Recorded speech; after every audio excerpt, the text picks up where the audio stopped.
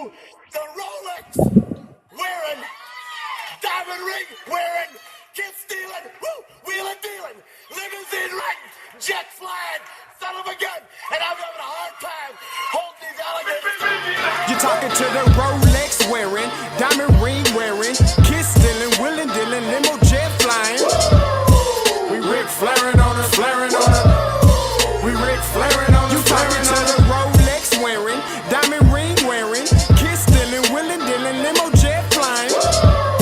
We Rick flaring on her, flaring on her. Yeah, we Rick flaring on her, flaring on her. It's apparent these girls staring. I'm Rick flaring, gold across my chest. I'm fresh to death, I'm Paul Bearing, not at all scary. When I open like Betty Wops, then find to these circles that's going in like a carry shot. Woo! I'm going in like a Mary Pop off that Mary Crop at the top flow at the Marriott. So questioning me is like questioning you. See, we the best dressed, so come and get blessed with the crew. Not one but two, different ways to slaughter your crew. Committed tat across the chest, I guess she blessed with the truth. People want to see them checks, representation of proof. Living through my elders trying to resonate to the youth. But ain't nothing to get my flash on. Longevity is heavily embedded in my melanin. Layman terms, I last long. My grind repetitive, I'm smoother than real silk. Lyrical cash cow who can't cry over spilled milk. We in here. You're talking to the Rolex wearing, diamond ring wearing, kiss stealing, wheeling dealing, limo jet flying. We Rick flaring on her, flaring on her. We Rick flaring on her, flaring on her. You talking to the Rolex wearing, diamond ring wearing, kiss stealing, wheeling dealing, limo jet flying. We Rick flaring on her, flaring on her. We Rick flaring on her, flaring on her. This ain't no normal situation, this preparation with greatness. Industry full of fakeness is really up for the taking. See, life is what happened to you, more so how you take it. Don't get stripped of your knowledge and mentally leave you naked. I like to live otherwise. I'm sorry that I'm fresh to death. I put the polo and apologize. See, black son, we ain't nothing like the mother guys. Quit to socialize, we organize, then we mobilize. Off the deep end like a scuba diver. And no confusion, just keep it pushing like Uber drivers. Woo! Business fresh just like a supervisor in a Gucci visor. Can't find a smoother rhymer. You're talking to the Rolex wearing, diamond ring wearing, kiss stealing, wheeling dealing, limo jet flying. We Rick flaring on her, flaring on her. We Rick flaring on her. You talking to the Rolex wearing, diamond ring wearing, kiss stealing, wheeling dealing, limo jet flying. We Rick flaring on her, flaring on her. We Rick flaring on her, flaring on her. Yeah, DQ baby. Shout out that boy Nigga for that fire track. Hey, Black Sun, sun up. What's up, Vinny Vegas? What in Vegas? Yeah. Shout out Pharaoh's Kids, D-Phase, yeah, Bubba C,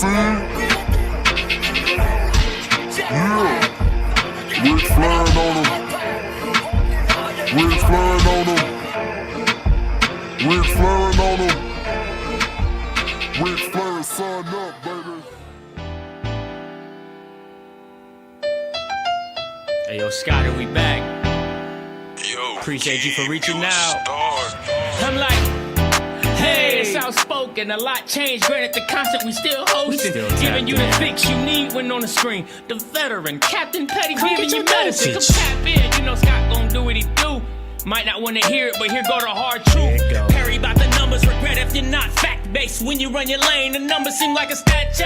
Wait. Hey, Scotty, man, I'm not feeling it. I don't think the people feeling it. Let me get in my bag a little bit, just showing what this outspoken really about to be like.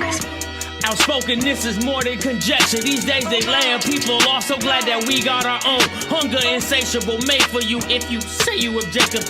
Hard truth offering, no offense, just perspective. Come get your dosage and go with me. We spit it like poetry. The pivot was pivotal. Could rhyme here, but I'd rather not. Some say Scotty, some call him Scott. The best one since Stewart. If you know, then you know. But if you don't, then you're lost. Let me be frank for a minute, cause we all know that's how Perry be. Break it down the game for what it was, no apologies. This my hypothesis, you tune in, you like watching it. It's common sense, obvious, competent, rugged, and confident. Hey, we outspoken.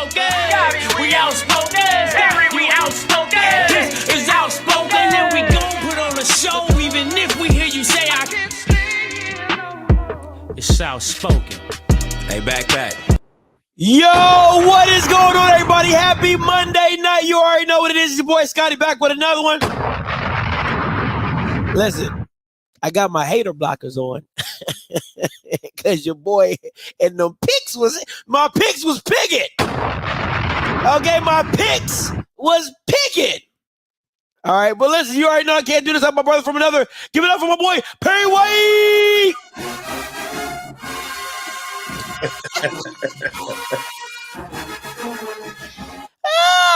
No, Bob, no.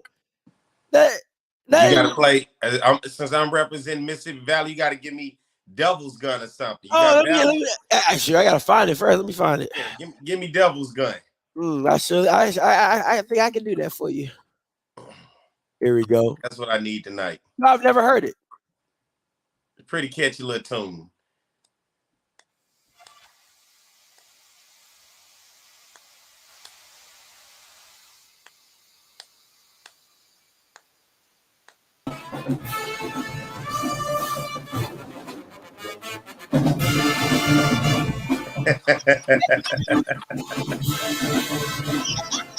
Come on, Valley.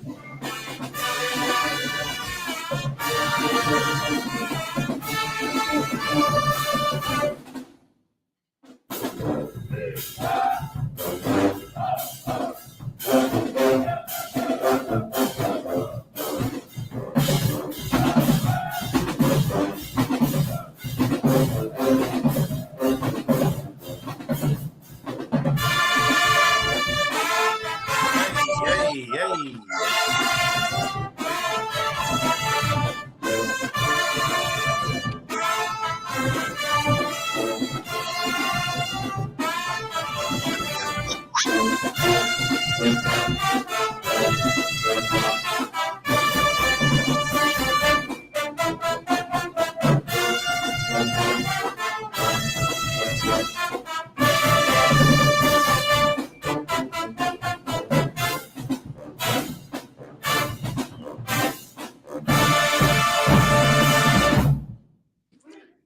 That's what Valley.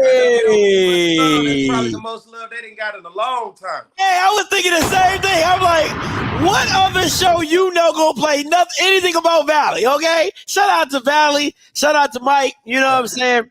You already know what it is. Devil's Guns in the building.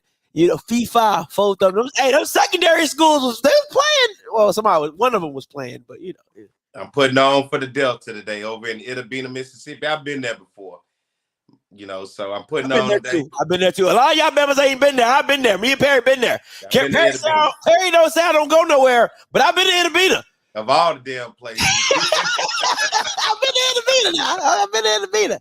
Okay, so shout out to Valley, man. Listen, I told you, they don't get no love out here in these HBCU streets, but here on I'm here for them today. Yeah, here for Outspoken, we here. I showed up for you today, Valley. They said they want to see the merch. They don't see the V? That don't count. I could have wore a shirt with a V if we was doing that for PV. Let's go, Valley.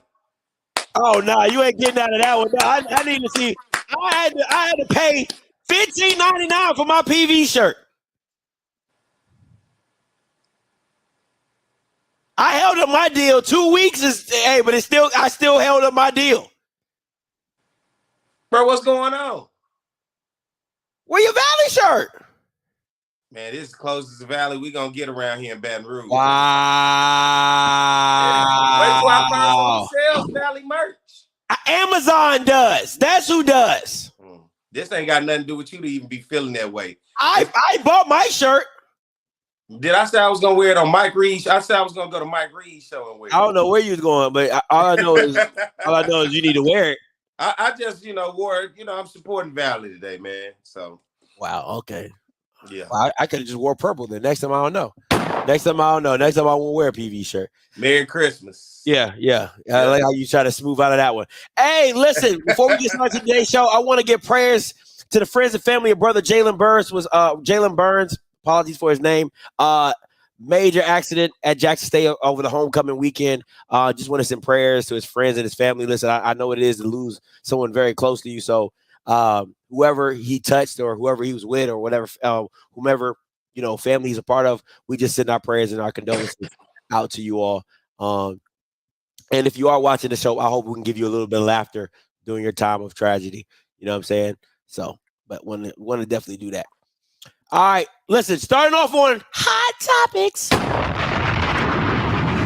Fox News just dropped this not too long ago, right? So they said the recently fired head coach of Raleigh NC, which is the SAU, whatever, was St. Augustine. Yeah, St. Augustine. HBCU says his team had to practice on concrete for weeks while administrators were unresponsive until he threatened to forfeit a game. Perry, what are we doing? I don't know, man. I hadn't even heard of this one, but it looked like they don't take football serious. That football is the last thing on their mind about worried about it. I mean, as a coach, did he not realize what he was getting into? And has he not created any resources around the area in order to try to suffice the lack of? I mean, to practice on concrete, you can find a park, a yard, a school. You can find something, I feel, to practice on besides having to put yourself in a situation talking about practicing on concrete. So I want to see more of what this story is going to say when it come out, but just reading what this is. So the full article is out. I just got the headline real quick, but from the base of it, what it was saying was the coach, they told him a practice field that he could play at, and he said that was inadequate for his players. And this is my thing. Right? The issue that I have with this is why I have a problem with not if it's like this. It's like if you have a dog, right? You should have like quintessential things for the dog. That's dog food, a bowl, so maybe a place for it to sleep and things like that. How I look at these HBCU programs is, listen, you have to have at least the basic necessities to have a program. And if you don't even have a practice field that is your practice field that you maintain, that you keep up, you shouldn't have a team. The mere fact that this man has to go practice on concrete lets me know that you should not have a football team. Period. Or this should be a case of where, like we always circle back to, an outcry to the alums. See how much the alums really care about the athletic program, his football program. Is this something that they really want to work investing in, or is this something they doing just to do? But I think with this coming out, this should be a cry out for help for any of the alums to try to put together some money, man, and see what they can do in order to help take this program up another level, because clearly they need it. And when you don't have anywhere to practice, but I would like to see the field that the coach said is not right for the players. So, football's been played a long time, and I never know, we can't get bougie these days. I mean, if you got a field, use it, but I would not subject myself to be on concrete. Not at all. But, like I said, I got to see more of this story, but just seeing it off top, if they say you got a field, man, you can find somewhere on campus to practice. I mean, somewhere. With some grass. Grass ain't hard to find. Listen, to me, that's the problem. Like if you're facilitating a team, and as a coach, you're saying, "Hey, practice, go find a field." Like that lets me know that you don't take the sport very seriously. And it happens, though. I mean, some schools seriously don't. So we can't hold every school to a standard as though they want big time sports, big time football. Some schools clearly don't treat their sports as though they matter. There's something to do extracurricular for the student athletes, but it's not a main necessity for the school. It's not on their primary list of things that we got to spend money and worry about. Especially if you're talking about a school of this size. I mean, I'm pretty sure there are plenty of other fish to fry that they need to worry about more so than this. Which is exactly why you shouldn't have a program. Like, why even I say waste? Why waste the resources to have a program that you're not fully funding and believing in? Just use that money for something else. Hey, I heard they have a great track program. Use it to track. Just make your track team better. It happens in, like, even let's just take high school football. When you got your big time programs, the 5, the 6, and the 7As, then somebody got to go down there and coach that 1A school in that little bitty town, that 2A school that barely got anybody, and everybody got to play both ways. Your running back is your punter. He's your kicker. You know, he's everything. You know. Yeah. So this is I kind of always compare this to that. You know, when you got the powerhouse programs who have the money to fund everything, then you know the smaller programs, what you getting into when you get into that little small town, and that's all you got is what, probably 900 to 1,300 people, and trying to get a program off the ground. I kind of look at it the same way like this. You know what you're getting into the moment you show up at that school and look around for football. Yeah, and I'll say this. I never feel sorry for coaches who take jobs like that and then they complain on the back end. Like, you knew what it was. You know what I'm saying? You knew what it was. You know what I'm saying? People try to get like, I hate that. That's my biggest gripe is you go to a bad program, knowing it's a bad program, knowing it don't have all the resources, it's low funding and all that, and you take the job, you just as happy in the press conference, then 6 months later, you're like, well, I didn't know it was going to be like this, and I didn't know. Then what did you think?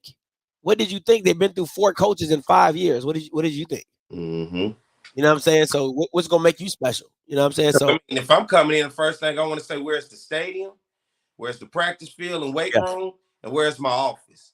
All right, I ain't messed up at all, but I want to see where we're playing, and I want to see where we're practicing, and I want to see where we're working out. I'm pretty sure at this point when you get there, you already know dietetic and nutrition is out the door. Absolutely. They eat whatever they gonna eat. Absolutely. Right? But when you see this, man, you got to ask yourself. So don't let it come as a surprise. Now we midway through the season, and now you talking about we don't have nowhere. This is when, as a coach, you reach out into the community. This is where community involvement becomes a part of your program. Because somewhere around it, there's a field, there's a youth league field, there's a high school, there's a junior high. There's something that they can use as a resource. You got to use your resources in situations like that, and that's why they call those institutions low resource institutions. And if you think it's bad on the FCS level of Division I, you see really how bad it get when you talk about breaking it all the way down, because all HBCUs aren't equal. And a lot of people in the outside world get it confused when they talk about HBCU football. You're confused and see a Edward Waters and a Morehouse and the Skeegees and put them all in the same boat with the Howards, the Southern, the FAMUs, but it's a complete difference when you talk about budget and money. As they say, it's levels to this. It's levels to this, you know, and unfortunately, they at the bottom. That's facts. All right, let's get into some week 7 game recap, shall we? And before we do, let's take a look back at these picks. Woo!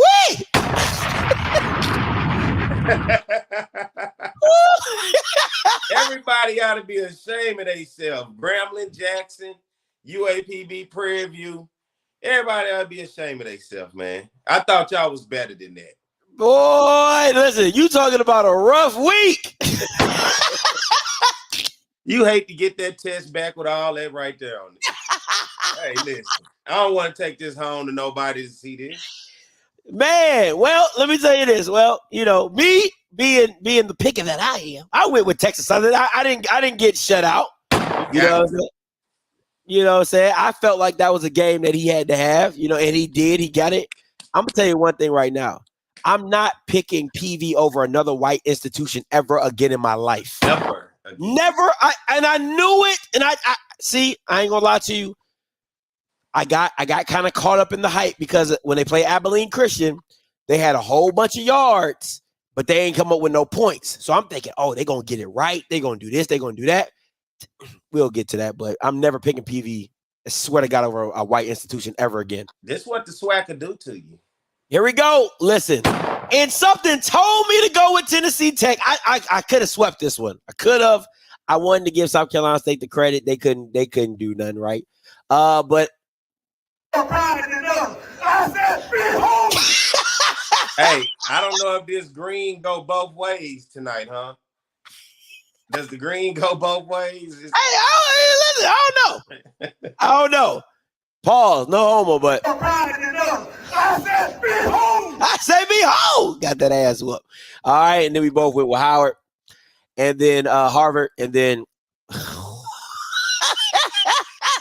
it was ugly all the way around.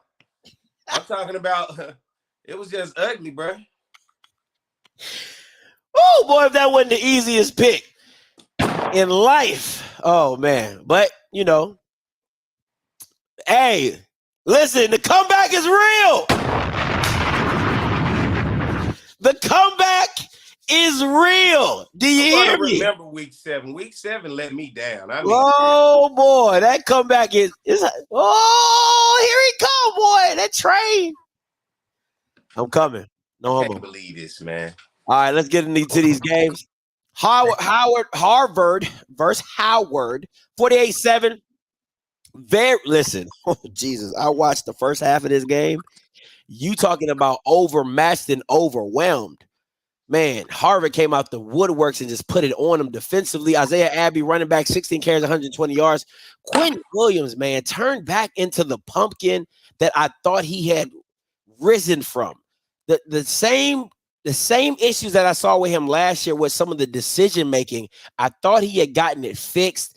It all came to a head this game, and you just saw bad decision making from Howard and Quentin Williams all day long. So it was just a tough game.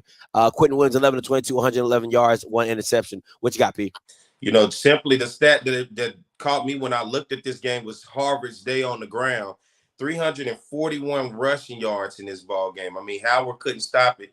You talked about Isaiah Abbey with 120 yards and 3 touchdowns, and then Charles the Primer, their quarterback, 11 of 17, 128 yards, passing a real modest day, 2 touchdowns, and also 11 carries on the ground for 65 yards. I mean, Harvard had their way. Howard seemed to be completely outmatched. And of all of their out-of-conference games we've seen so far, they played well against Northwestern. They played well against Eastern Michigan.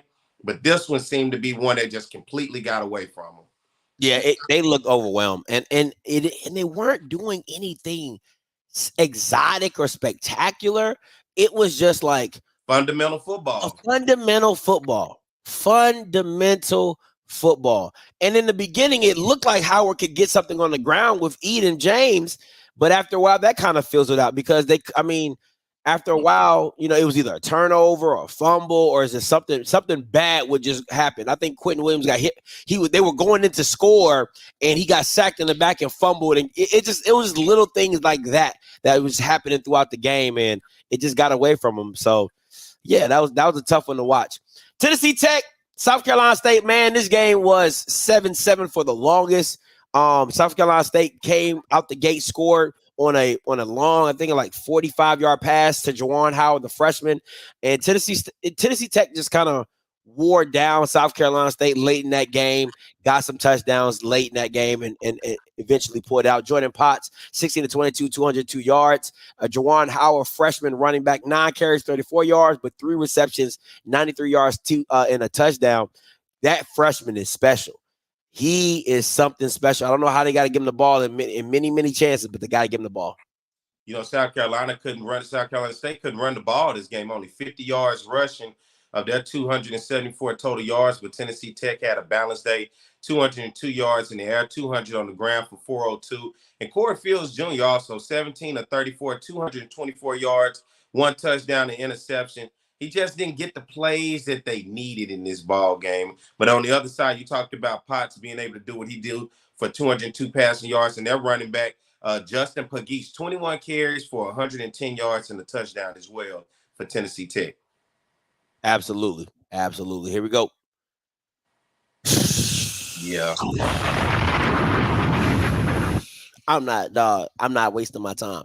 I'm not wasting my time because there's no reason that you should get beat by Houston Christian 30-0. And I told people that Trayvon Conley is good for at least 1 pick, and that's exactly what he does. So, I mean, man, oh, Jesus Christ. Both of these games were just absolute ass. Yeah. And then you get Hampton on the bottom, you know what I'm saying? No homo. And listen, 16 carries for 276 yards and 4 touchdowns. 61-10 in football. That's what happened. What you got, P, on the Hampton one? You would just skip PV altogether. If you want to give him that horrible stat line, give him that horrible stat And it line. is. I just want people to know, because so they won't act like, why PV this and that. PV went 1 of 10 on third downs in that ball game. They only was able to muster up 110 yards, Scotty, which has you holding your head like that. 90 passing yards and 20 rushing yards. 90 passing yards, 20 rushing yards. They almost had as many yards and penalties in that he had in total offense. They had 110 yards for total offense. They had 10 penalties for 100 yards just alone. Ain't that a crazy stat? No, that's wild. Wild. Cameron Franklin, a bright spot for him with an interception for Prairie View. But on the other side, RJ Smith, 14 carries, 108 yards rushing, and a touchdown. Tough day for Prairie View. I didn't see this one coming. It was a complete snooze fest, and it seemed like a boring game when a team go 1 of 10. You look at Monmouth and Hampton. I thought Hampton was going to come out and be a little bit better than that. 493 total yards for Monmouth in that game, 141 in the air. But they were able to have a great day on the ground as well. 352 yards rushing. And man, they're running back. You talking about right here? Jaden, 276 rushing yards, 4 touchdowns. Their quarterback, Marquez McCray, 10 of 16, 140 yards passing and a touchdown. But Hampton couldn't throw the ball. You talk about Chris Ellis. Man, I've been trying to believe in him, man. Every week he's starting to go down, down, down. I was trying Christopher Zealous. I really wanted to rock with you. 7 of 18 for only 45 passing yards, Scotty, an interception, 13 carries for 40 rushing yards and a touchdown, as Hampton was only able to get 196 yards total offense, 45 passing, 151 on the ground. You get blew out when you play like that. Dog, you get absolutely blown out. And the thing that kills me is I need y'all to understand. 16 carries for 276. You're averaging 17 yards a carry. First down. You're getting 2 first downs pretty much every carry. Like, I hand you the ball 16. Like, Perry, think about that. I hand you the ball 16 times and you come up with 276 yards. That's demoralizing. Come on, man. When you see a guy able to bust that, averaging 16 to 17 yards a carry, knowing you can't do nothing about it, it's demoralizing. Jesus. That's wild. That's absolutely wild. All right, last but not least, this for you, Dave, and your Aggies. Listen, I need people to understand we're in week 7. North Carolina, A&T, agricultural and mechanical, technical, whatever they call themselves, has never thrown over 100 yards. Let me say that again. North Carolina A&T, agriculture and technical, has not thrown for over 100 yards in any game this season. Valley has. UAPB has. Miles has. Come on, man. Are we kidding? Are you serious? They very serious. Go ahead. I'm sorry. No, you telling the truth. 31 total passing yards in this ball game of 196 yards in the game, 165 for A&T. Once again, the non-conference opponents this week was able to have their way running the ball. You know what happened in this ball game? Like we saw in those previews, Delaware was able to run the ball 322 rushing yards on the ground to 57 passing yards, totaling 379 yards. Their 2 running backs, you got Kyron Cumby, 20 carries, 144 yards, 2 touchdowns. And then you got my guy Marcus Johns, 15 carries, 126 yards. Both of them pretty much had a day. Delaware right now the #1 team in the CAA. So they're a tough out for anybody. A&T still played them pretty tough, but they should be the team to beat right now in the CEA. If the CAA, if Hampton thinks they're going to have anything to do with it, because right now A&T look like they're going to be completely out of the race. So Dave says 2 turnovers in the red zone legitimately had a chance to win the game. Well, listen, I'm glad you have the optimism. Well, it's not really optimism. If that's what happened, that's what happened. My thing is this: at the end of the day, you guys offensively are atrocious. Oh. Absolutely atrocious. I mean, I don't even know I don't know how that OC has a job even coming up, but teach his own. All right, let's get into it. Homecoming spoilers. Oh, goddamn.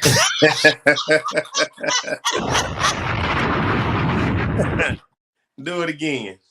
Do it again. Oh, goddamn. Scotty, they give you scores when you're at the game. They say, hey, score at the end of the first quarter, end of the third quarter, scores around the SWAC. And you start to hear these scores, the fans be like, and when I heard some stuff, Scotty hit it, this is what I said. I looked around at folks. Oh, goddamn. Look now, I know I didn't hear because my phone couldn't work. So I couldn't check ESPN and do none of that. But when I heard that, golly. Oh, man. First up, listen. Alabama, A&M, and Grambling. Oh, goddamn.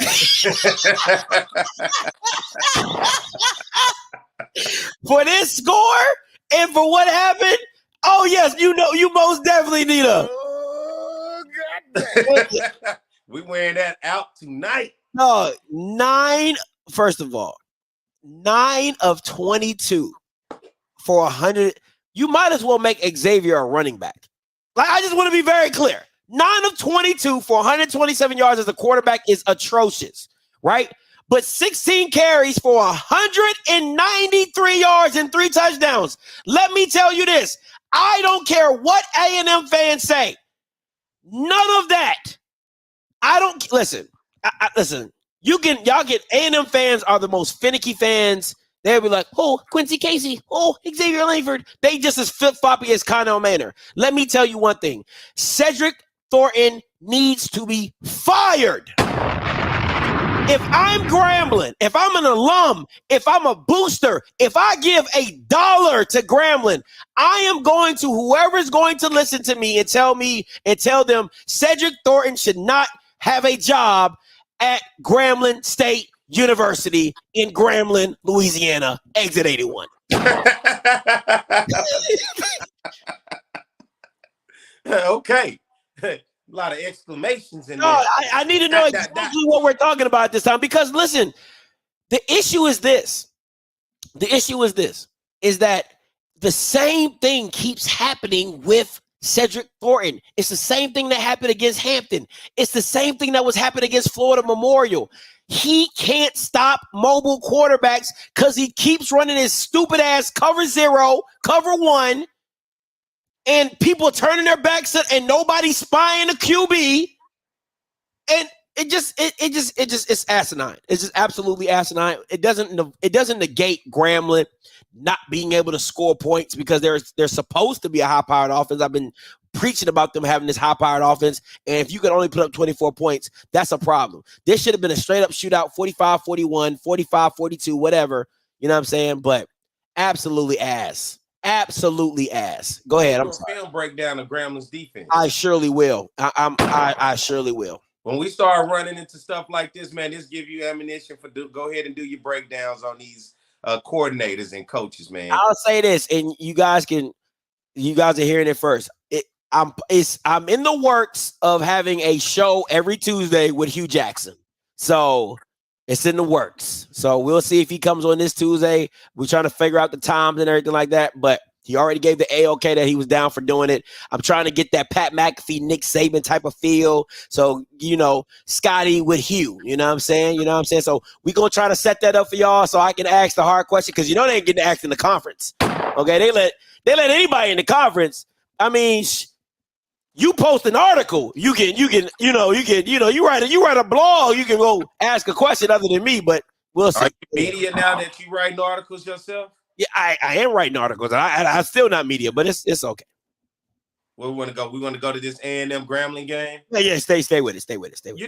This one caught me off guard. I picked Grambling. Traditionally, Grambling has had success with A&M, and just seeing A&M coming to this game, 5 of 11 on third down, 463 total yards for them, 127 in the air, 336 on the ground, 1 interception in the game. But then you look at Grambling. It was still balanced, but it was the turnovers. 3 turnovers in this ball game 2 fumbles, an interception. Grambling with 373 total yards, 244 in the air, 129 on the ground.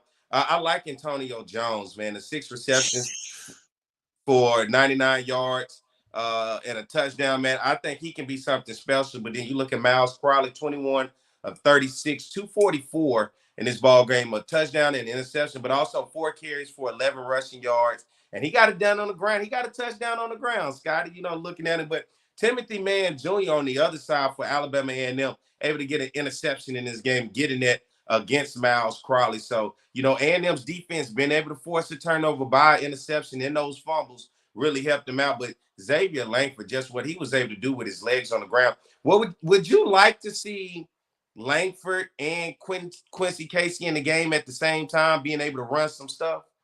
Nah, that's a little too much to me. Listen, I'm gonna be honest.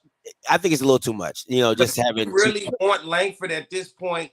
I mean, he got the job done, but it seemed like he's just so much better with his legs, man. He is.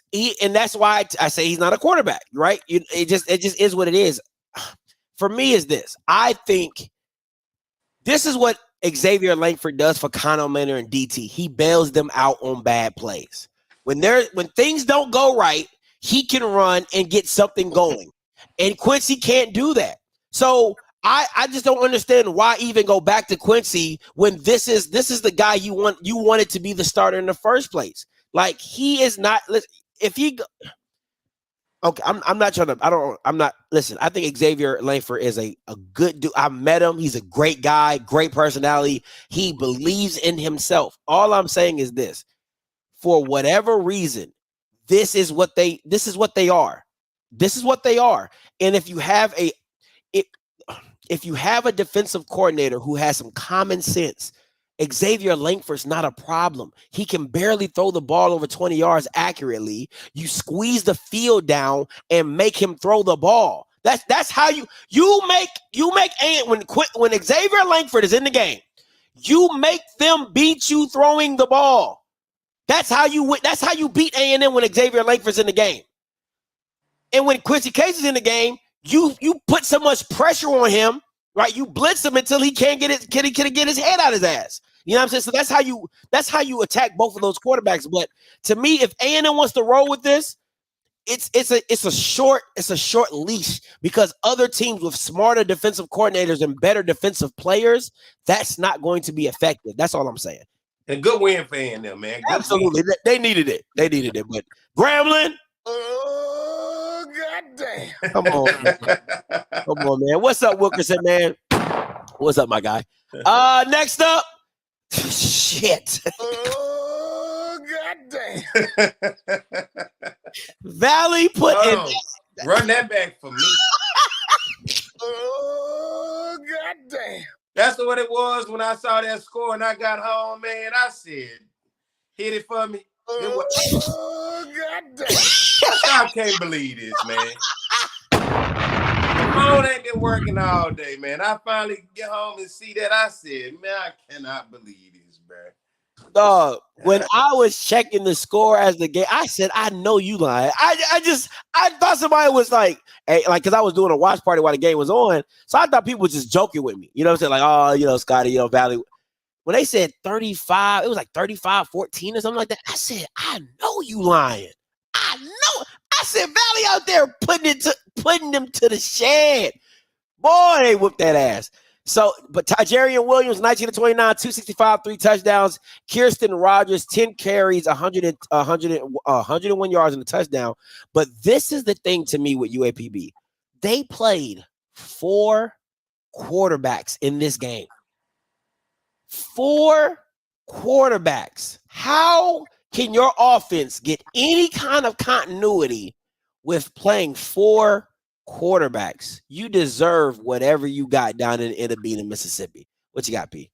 Look like they trying to get ready for next year. They just trying to see, just through experience, which guy can separate himself, look like headed to next year. But you talk about Tijerian Williams, what he was able to do, that 19 of 29 for 265 yards and 3 touchdowns. I saw earlier he was the FedEx FCS Freshman Player of the Week. So congratulations to him to be able to get that attention on the national level, considering right there at Valley where they don't get much attention. And then you look at UAPB. I just gotta ask, man. I try not to go on a rant on you. Y'all got me in here wearing green and red tonight. I don't understand. 409 total yards for UAPB, 175 in the air, 234 on the ground. They had 2 turnovers in this game, a fumble and an interception, Scotty. But Valley, I don't know what the hell got into them. 414 total yards, 265 in the air, 149 on the ground, and Valley didn't turn that thing over one time. So hey, they said it goes what? Out in the hey. so low. Down in the valley. Come on, Delta Devils. I'm here for y'all tonight. I tried to put up a bet on this one, and it did not work out. When I saw UAPB a couple weeks ago, they have completely fizzled out. Man. What is the Chancellor Edwards, 9 of 11? That was about the best they had, but it wasn't nothing to it. For 72 yards, 2 touchdowns, and an interception, but, UAPB just did not come to play. They let Valley run all of them, just beat them up and down the field, man. Out in the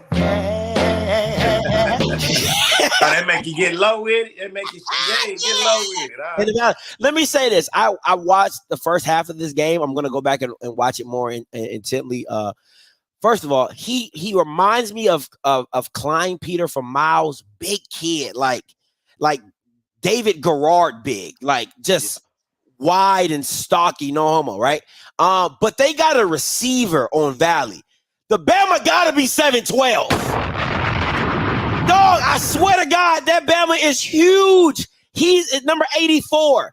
I'm like, bro, you were made in a lab. Where did they find this kid? He's the definition of you look like he's not running, but he's running. You know what I'm saying? Like, he just got these long legs and he's not going nowhere, but he's going somewhere. And it's just like, yo, that's wild. So yeah, I'm not saying that Jackson's going to lose this game, but I don't know too many DBs that are going to be able to cover number 84 for Valley. That Bama is tall. Yeah. I thought we was looking at looking at a fight of the bottom dwellers, and it was going to be a lot closer than this, but clearly UAPB at this point is knocking on the door of being the worst team in the conference. Wow, Zach said that QB was supposed to be a walk-on at Mississippi State as a tight end DN, but went to Valley because they'll let him play QB. That's typically how I go in the sweat. And I mean, when you look at his mechanics, it's nothing's good about it. It's slow. It's like he has this real slow, elongated throw. It looks odd, but he gets the job done, man. He gets the job done, and he's hard to bring down. Listen, it was one play. It's one play.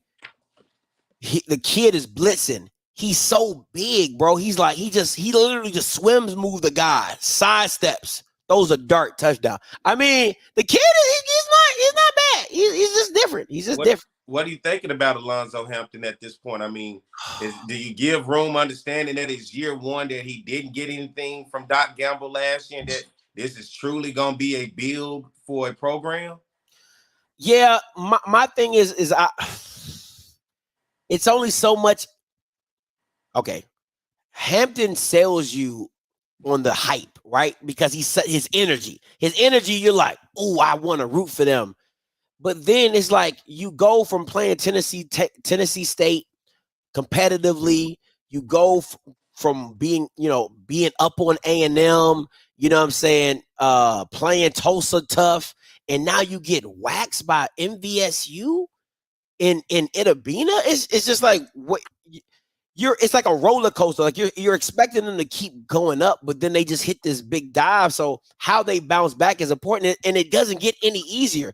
Now you got to go to Alcorn next week, and if you think they're gonna lay down for you, you are sadly mistaken. Alcorn got to go there. It's UAPB's homecoming. Oh, okay. So now Alcorn is about to be another. You know what I'm saying? Now we got another one, but so it doesn't get any easier. These wins get harder, and this, to me, whoever. You needed to get this game.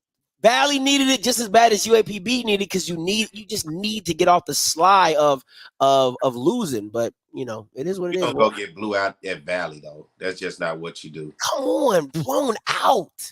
Jesus. Hey, but guess who was at the game though? Oh, Mike Reed. Mike Reed went to the game.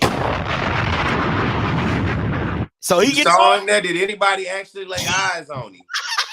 Or was this something? Because these days with the technology of Photoshop and everything else, you can put yourself wherever you want to be in the world. He told me he went to the game. Oh shit! I'm If just ain't saying. nobody said nothing to White Reed, and he posted me last week on his Instagram with my Jackson State shirt. I'm talking about happy homecoming from Perry White. Now, why would he do that? That's what they get. See, when you put me on there, that's what we'll get there. See, that's what you get. That's what you get. All right, next up on the goddamn.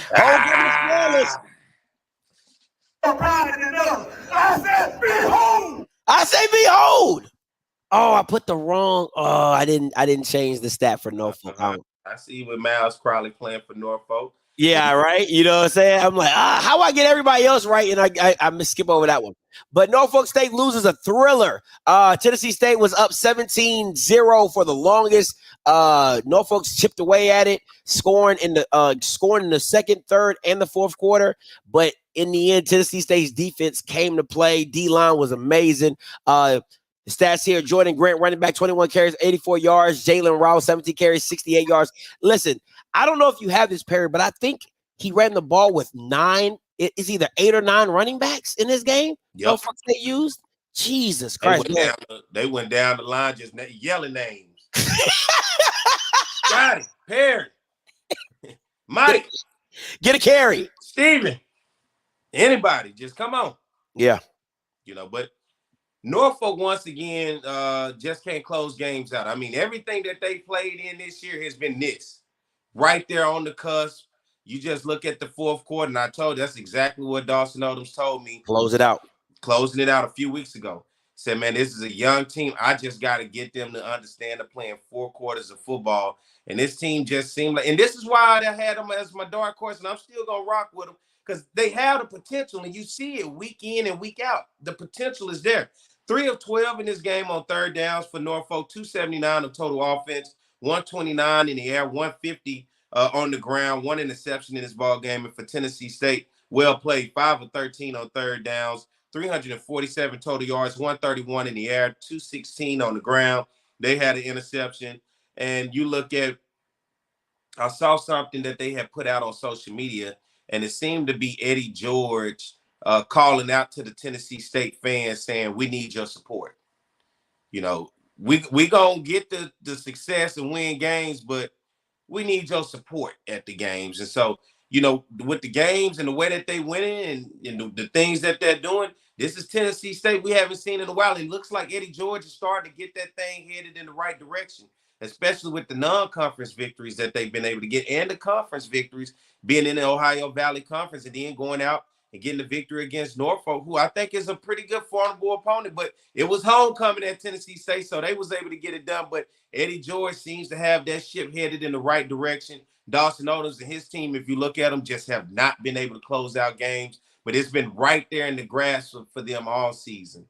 Yeah, they posted. First of all, I don't know if anybody from Tennessee State's on here, but your graphic guy is freaking amazing. Okay, I just want to. Tennessee State got next to FAMU. FAMU and Tennessee State probably got the best graphics in HBCU, and the jerseys they wore. Oh, magnifique.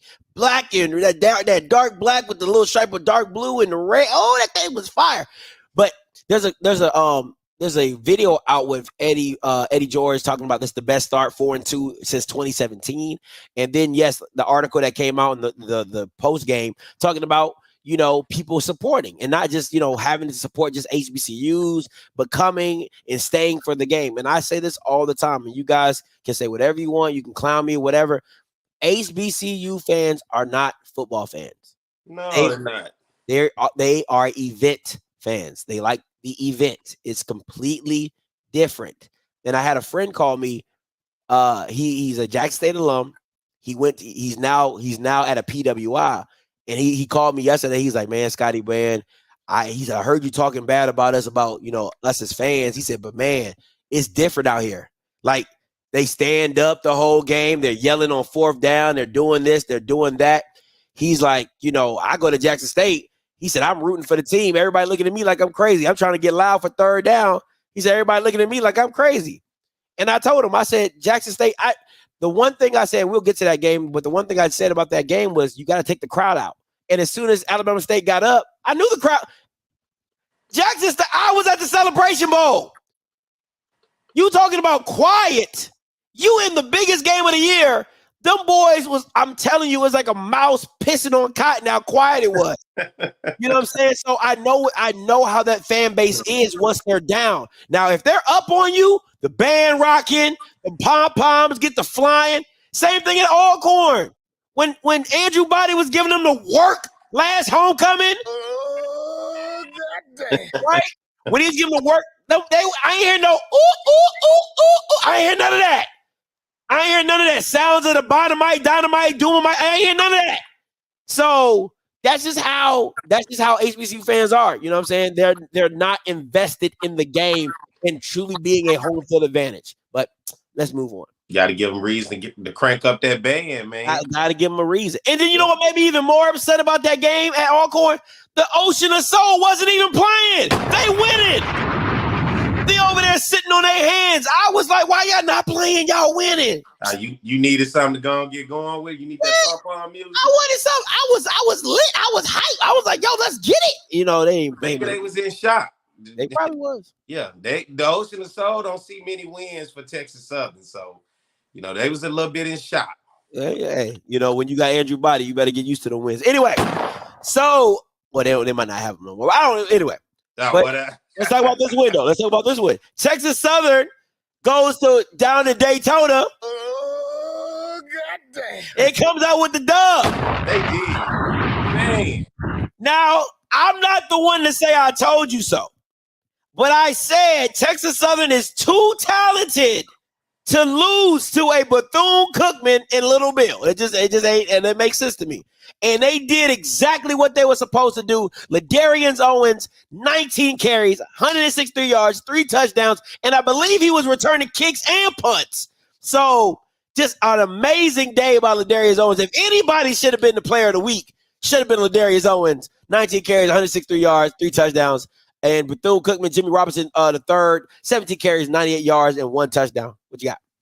Yeah, I think when you look at this weekend, I thought it was the battle of the bottom dwellers, UAPB Valley, then Texas Southern, Bethune. I was surprised Texas Southern having to go so far.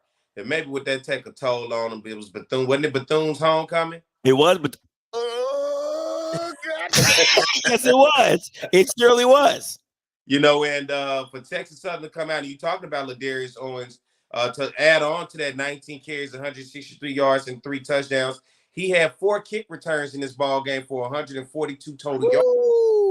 So, I mean, he's almost 300 yards of total offense? By himself. Just total yards, you know, by himself. But then Texas Southern 4 of 11 in this ball game on third down, 1 of 1 on fourth, 388 total yards, 189 yards, passing 199 on the ground. Texas Southern did something good in this game. They didn't give up any turnovers, Scotty. 0 turnovers, but 9 penalties for 110 yards. They got to get down on those penalties. They want to be better in competing games because you don't want to give up as many yards, the whole football field, and penalties, while at the same time you're not giving up anything in turnovers. If you can get those penalty yards down along with that same stat of 0 turnovers, you can have a good day for your football team, especially when you got a guy returning kicks and taking it deep down into the territory where your offense doesn't have to drive that entire length of the field.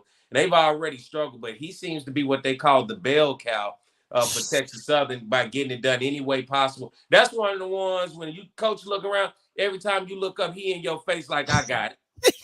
Hand it to me, coach. Give me the ball. You need somebody to kick it off. Return. I got it. Like everybody, they play A&M, just shut the fuck up and run the ball. That's what he told them Saturday. Shut the fuck up and I'm going to run the ball. That's what it looks like when you do it. So shout out to the for Bethune-Cookman, man. They went 11 of 22 on third down. So they had a lot of opportunities to convert. 3 of 3 on fourth down. 330 total yards for them. 128 in the air. 202 on the ground, but 2 turnovers, a fumble and an interception for Bethune. So congratulations to Texas Southern getting that victory on the road at Bethune-Cookman. They deserve it. And Ladarius Owens, he deserves all the praise back over in Yeah, they're being mighty disrespectful that he hasn't got a Player of the Week award because he literally, won that game by his damn self. And let me just say this: the quarterback for Texas Southern, Jace, that Bama looked like he be throwing up shot puts, like the ball just be out there fluttering. I'd be like, yo, like what is that? It's like one of those like this. Like what? For like Jace a Wilson, 5-yard. Yeah, 15 like to 29 for 189 yards in the game. listen, the ball, I'm telling you, he can throw a 10-yard hitch and it'd be like this. No, I'm like, what is that? Anyway. All right, last but not least. Oh, goddamn. Yeah. Oh! Hey, you've been waiting a while for something like this, ain't it? Oh, I knew it was coming. Okay. I knew it was coming. I promise you, Scotty, when I saw this score, considering the homecoming and everything that was going into it, hit it, this is exactly what I said. Oh, goddamn. I couldn't help myself. I said, I know they didn't let them folks come up there and do this to them. The battle of the capital cities. Baby, who is Smite? Hey. Man, breathe. I couldn't believe it, man. Oh man. Listen, and what makes this game even worse, Perry. Did you watch this game? Did you get a chance to watch this game? I watched pieces of it. I went Sunday. I had a chance when I was sitting down to go back and look at it. I didn't watch it in its entirety. I watched the breakdown. I got you. Jackson State, or as I like to call it, refer to them, Powell State. Oh, they back to the Pete. Oh, you see at the top. You see it at the top. Anyway, they outscored them and they outgained them in every single category offensively, and they still lost this game. Like it just boggles my mind. It boggles my mind. But I said it. I said this was the perfect game for Alabama State because of the style of football which Alabama State plays and the style of ball that Jackson State plays. It was the perfect storm, and them boys was out there hitting.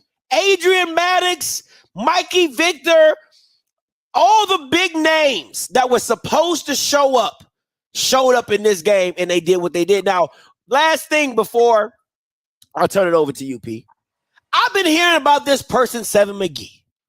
Everybody talking about Seven McGee this, Seven McGee that. Seven McGee is the X factor. Yeah, have you watched the old Powerpuff Girls? Yeah. He's like, but Professor Utonium accidentally added Chemical X. Like that's how they made Seven McGee sound. Like, oh, we got all this stuff with Jackson. We just need to add a little Seven McGee. And it just so happened that the X factor is the cause of one of the biggest fumbles in the game. Hit him with that. Go on, hit him with it when that fumble happened. Oh, goddamn. That's what everybody in the stands, I'm sure, said. I'm telling you. So go ahead. It's on you. Yeah, I look at this ball game, man. Bama State got outplayed, but they ended up winning the game. 3 of 12 on third down, Scotty. 241 total yards, only 91 passing yards in this ball game. 150 yards rushing. 2 interceptions thrown in this ball game still by Bama State. You look on the other side of Jackson State, and you look at their stats, 5 of 15 on third downs, 410 total yards, 228 in the air, 182 on the ground, 3 fumbles as you brought up right there. And then I'm a circle somebody that people normally don't talk about, and it is Alabama State kicker Harrison Tuck. 6 punts in this game for 207 yards. Ooh. He had 2 touchbacks and 2 inside the 20. Pretty good day when you were able to flip the field and push the ball down. So I had to highlight him when I saw that stat line. Harrison Tuck, man, I know special team guys sometimes get overlooked, but he's the guy that had to really get seen in this game. Your boy Damon Stewart, 5 of 12. 80 yards, the interception, 4 carries, 33 yards rushing. And then Desmond Moultrie, 10 carries, 65 yards, a touchdown, 5 receptions, 30 yards. Wasn't enough. Irv Mulligan, man, what seems to be the injury with him? It looked like to me when I was watching, it looked like a high ankle sprain. Because he couldn't put no weight on it and things like that. And looking at the way he was walking off, I knew he was done for the day.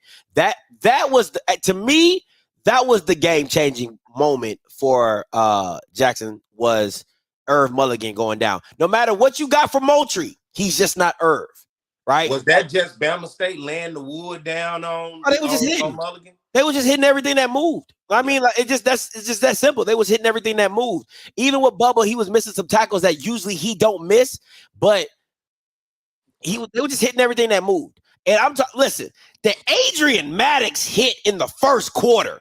Jesus. Listen, I hurt for the kid that got hit. I was like, oh, God. I'm talking about when because in full speed, I know the crowd was like, ooh, because Adrian Maddox put everything he had into that. That ball popped out backwards, and the rest was history, man. So, it was Alabama State's defense, which I knew was going to be a big-time factor in this game, because I kept telling people, and people kept getting upset with me because Jackson State wasn't in my top 5. I said, you're not scary. You're not scary. You're not special. And now you see it for what you are. And now everybody's like, well, now all the cult members are like, well, a 7-4 team or 8-3 season, that's really good for a first-year head coach. I don't want to hear none of that, because that wasn't the excuse you was bringing.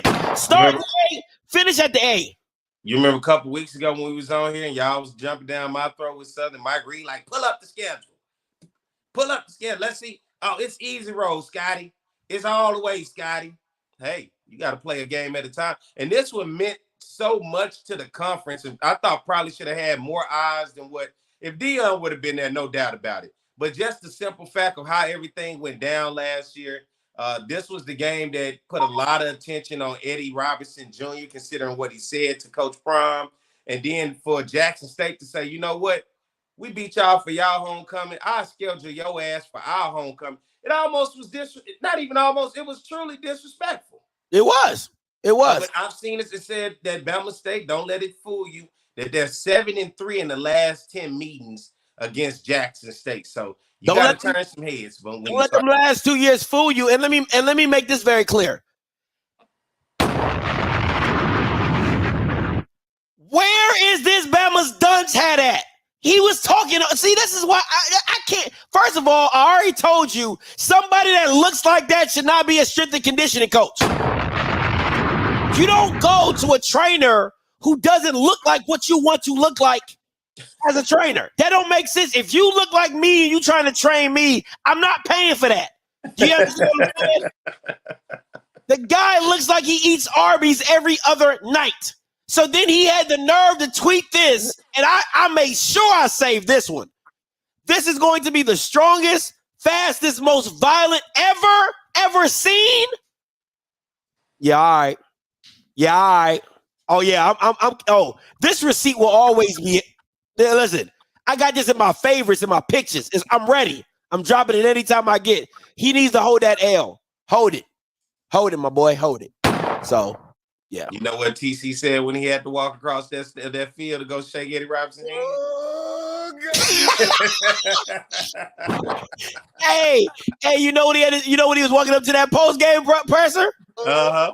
Oh, God damn. That's right. They already knew what it was. Come on now. Hey, he said, swag football coaches conference. I'm not going. Oh, God damn. I don't want to answer no questions. All right. We already talked about the game, so it was good. Let me ask you this. Takeaways from week 7. What's your overall takeaways from week 7? For me, don't go with the names. It was some names I was just rolling with. I had looked at Grambling and what they have been doing in recent weeks. I looked at Jackson and what they have been doing in recent weeks. And not so much when I look at the UAPB and Valley game. but I thought I was going to see a closer matchup between Valley had not shown me anything leading up into this of them just being able to dominate somebody. So I thought maybe it'd be a closer game than that. PV really shocked me, I think, of all of the games when I looked around. Just I thought that was a good matchup for them against Houston Christian, but the way that they lost 30-0 and only put up 110 yards of total offense, that really struck me. And I think the game between Norfolk State and Tennessee State went down how it was supposed to be. A good game of two teams that matched up very well with each other. But, from this weekend, schedule your homecomings better. Because I can tell you now, Southern didn't lose their homecoming. Schedule your homecomings better. But at the end of the day, I get it. Those are the type of games you want. I'm not sure what happened across the landscape of homecomings and losing them, but this was a SWAC football weekend where they say it get wacky. Who you think should win ultimately showed up and didn't win. And you saw our SWAC picks. When you saw the MEAC and the CAA, we kind of had our idea of what that was going to be, right? We wasn't horrible. But, I mean, you saw that what we had back. It was X's everywhere. Everywhere. So this is SWAC football, and you can't always roll with who you think going to win. Sometimes you just got to let them play it out. And that's why I tell people it is so hard to come on here and say who's going to win on a Saturday each and every week, because it's not like most conferences where you just got the dominant teams and they always run through everybody. Yeah. And the SWAC, you don't have that. Yeah. And this year, definitely. Listen, I think this is the week of styles make fights, right? I think this was the week of styles make fights. Grambling couldn't stop mobile quarterbacks. They ran up against a very legit mobile quarterback, right? Alabama State having a solid defense. It's like what I think Shaq said one time, what happens when a Corvette meets a wall? You know what I'm saying? So it's like that. You know what I'm saying? Valley, that 12th field is real. That 12th man being that field is real. Weird things happen in Itabena. You know what I'm saying? So, Texas Southern and Bethune, I just think that was a style fight. Like, they had the running back. They didn't have the quarterback to throw the ball around, so they had to trust Ladarius Owens in what he did. And then, Texas Southern's defense has been getting somewhat better over the season. So, I believe it's the week of styles make fights, like Tennessee State and Norfolk State, right? Norfolk State's a running team. Tennessee State is a very defensive team, great front four, and that's what you saw dominate the game for Tennessee State. So to me, a lot of the stuff, if we really dove deep and didn't pick off name, a lot of our picks probably could have went a little different if we just have taken the style of play that these teams did with one another, right? But you think, okay, Grambling got to have a bounce back game. They're homecoming. They would come to play. You get what I'm saying? Texas Southern, I just felt like they were more talented. You could probably feel Bethune have been playing well up until their homecoming. This is the time they'll get off the slide and get the dub. So it was just a different style, a lot of different styles that had been going on in week 7. But it was very entertaining, though. At the end of the day, it was very entertaining.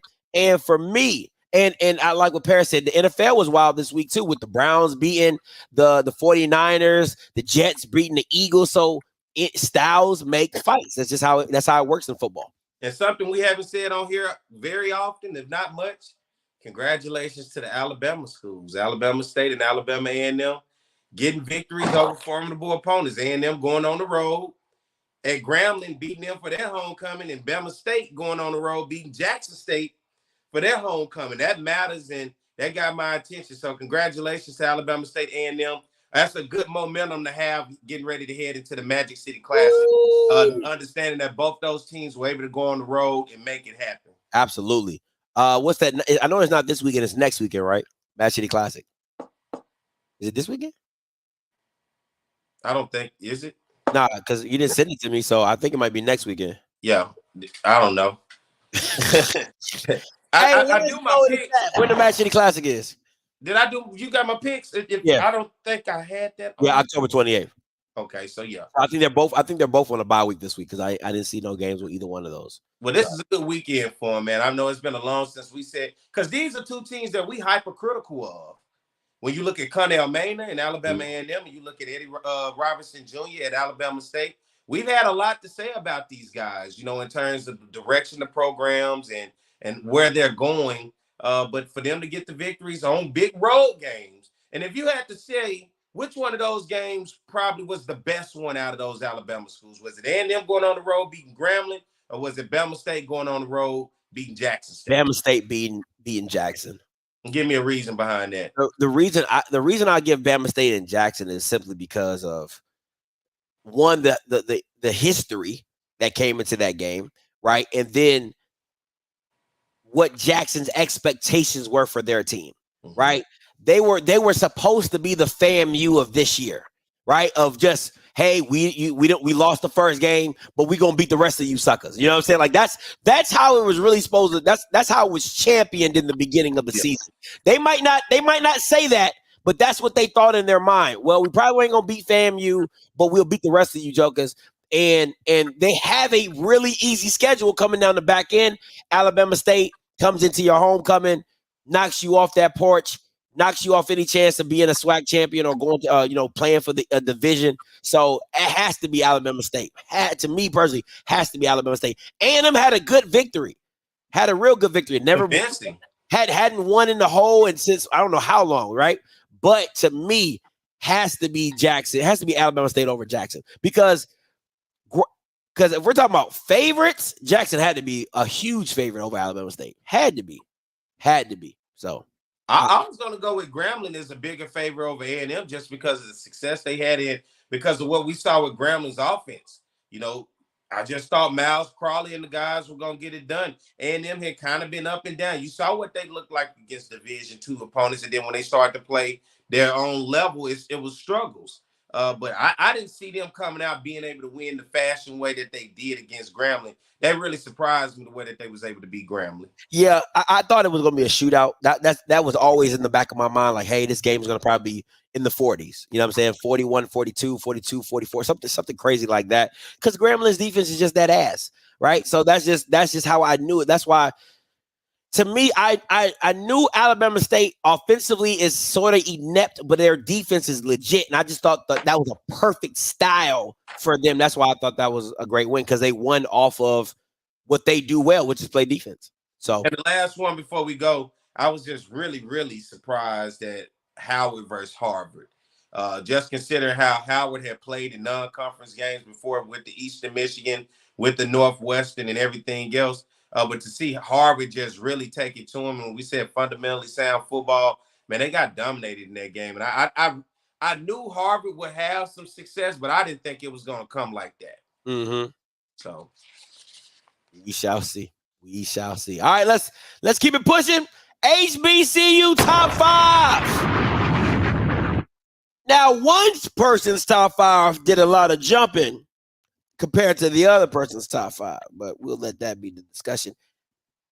Well, explain this foolishness. Well, I got a great explanation that I'm going to go through and talk to you about how I kind of got here.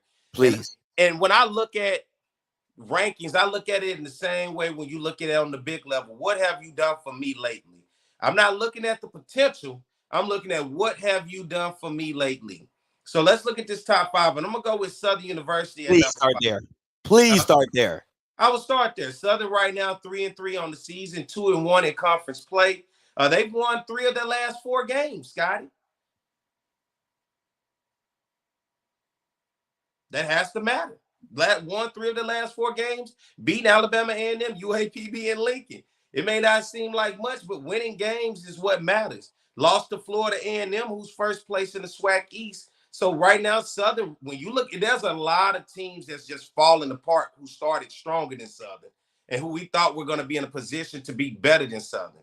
But Southern right now, considering they won 3 of their last 4, I got to put them right there. They've won the games, and it's going to lead up to a game with Bethune because I think now they can start to roll with the momentum if they can get past Bethune. I'm going to go with Alcorn State at number 4.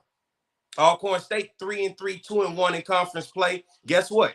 The reason I put them there, just like Southern, they've won 3 of their last 4 games. They beat McNeese, they beat Bama State, and they beat Grambling. They lost to Prairie View, who's currently kind of sitting right there in first place in the SWAC West Division. So I got to give Alcorn the fact that they've won 3 of the last 4. And once again, for me, it is what have you done for me lately? And whether people say it's the bottom feeders or not, victories are victories. Victories are victories. You win the games. If they put it on your schedule, you get past those. Tennessee State, the team that got into the ranking last week for me, and now they pushed up, and I think they solidified themselves at 4-2, 1-1 in conference play. Tennessee State has won 4 of their last 5 games. All right, so those other 2 teams won 3 of the last 4. Tennessee State, 4 of their last 5 games. They beat UAPB, Gardner-Webb, Kennesaw State, as well as Norfolk State this past weekend. Their only loss so far that was outside of Notre Dame was to UT Martin, who is currently 5-1 and 2-0 in first place in the Big South Ohio Valley Conference. And of course, number 1 and number 2 has not changed, even though they didn't play. FAMU is still right there at number 2, and North Carolina Central number 1. And then in the latest FCS poll, FAMU is in the top 20 at number 18, and North Carolina Central is in the top 10 at number 10. So they're the number 1 team. And why I'm gonna give you 3 teams that I looked at that I had to battle back and forward from that Alcorn Southern. So I went Alcorn Southern. This just for people to understand. It ain't home cooking. I'm going by what have you done for me lately. Alcorn and Southern have won 3 of their last 4. A team I circled was Prairie View. Prairie View is 3-4 overall, 3-1 in conference play. They lost to Grambling. They beat Alcorn and Valley, but they're 2-4 in their last 6 games. They're falling off. All right. So Prairie View was still in the thick of things, although they're still at the thick of things at the top of the SWAC West. They're not on good track in terms of direction right now. Bama State was another team that I thought really hard and long about. 3-3 overall, 2-2 in conference play with losses to FAMU, Alcorn, and Miles. All right. They beat Bethune-Cookman and they beat Jackson State. That's where Bama State is right now, but they're 2-2 in their last 4 games. And then Hampton was knocking at the door as well. I liked Hampton, but Hampton is falling apart compared to where they was at. 3-3 overall, 1-2. They're on a 2-game losing streak, losing to Monmouth and Campbell. 2-2 in their last 4 games with good wins over Howard and Richmond. So I took 2 teams in Southern and Alcorn who are 3-4 in their last 4 games. And I took them and over those teams like Prairie View, Bama State, and Hampton. That's how I came up with this. Listen, and it's mine. Y'all come up with y'all own. You know, this is just me. I want you to disagree because give me an explanation. You're fine. All right, let me give you my list, right? And let me give you my logic behind my list. I've been very consistent. Okay, now I don't know what Perry talking about and all the stuff you've been rambling off, winning your blah, blah, blah. I ain't said nothing. That ain't never been a part of my top 5 has simply been who I would not want to play. That is very simple. It's nothing. It's nothing fancy about it. It's nothing. I don't care about all the wins. No. Who would I not want to play? And in the power in that order. That's why Jackson State was never in my top 5. I had people saying, Scotty, where Jackson? Scotty, where Jack? I said they're not scary. And there is nothing about that team that worries me. And you see why.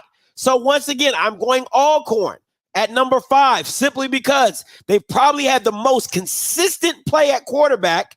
Their defense is legit. All right. And they've won big games, right? And then the people that they've beat have been in the top 5. PV has been in the top 5 before. So has Grambling, right? So, well, they lost to PV, but they beat Grambling, right? Howard.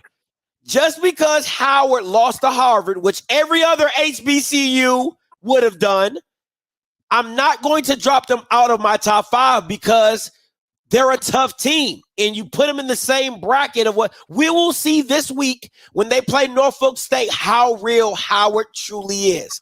I'm very high on Howard because I believe of what they can do and what they are. Tennessee State, that defense is legit. They got to get the quarterback position stable. It's either going to be Draylon Ellis or the other guy. As long as they can run the ball, play good defense, Tennessee State is a team I do not want to see. And you already know what number 1 is, and you already know what number 2 is. But those 3, 4, and 5 are very simple for me. These are teams you would not want to play. And the team that is on the bubble for me, and it's not even Alabama State because they're not a scary team. Like, Alabama State offensively is inept. They're inept. The fact that Jackson got beat by that team just shows me how Jackson isn't what they think they are. Right? So for me, my bubble team would probably be It would either be.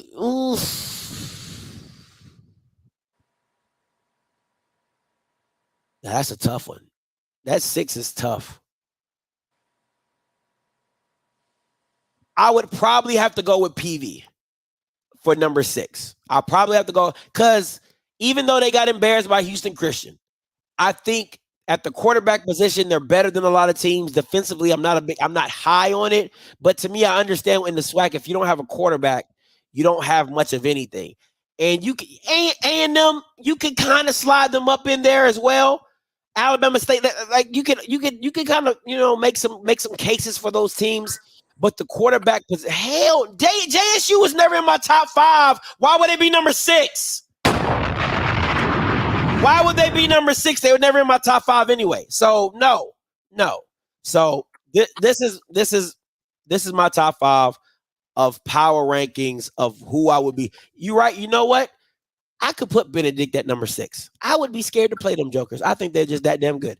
So this is my top 5. Ain't no way Southern was touching my top 5 because they ain't scary. Southern's not scary. Southern's not a scary team. Offensively, they don't even know what they are.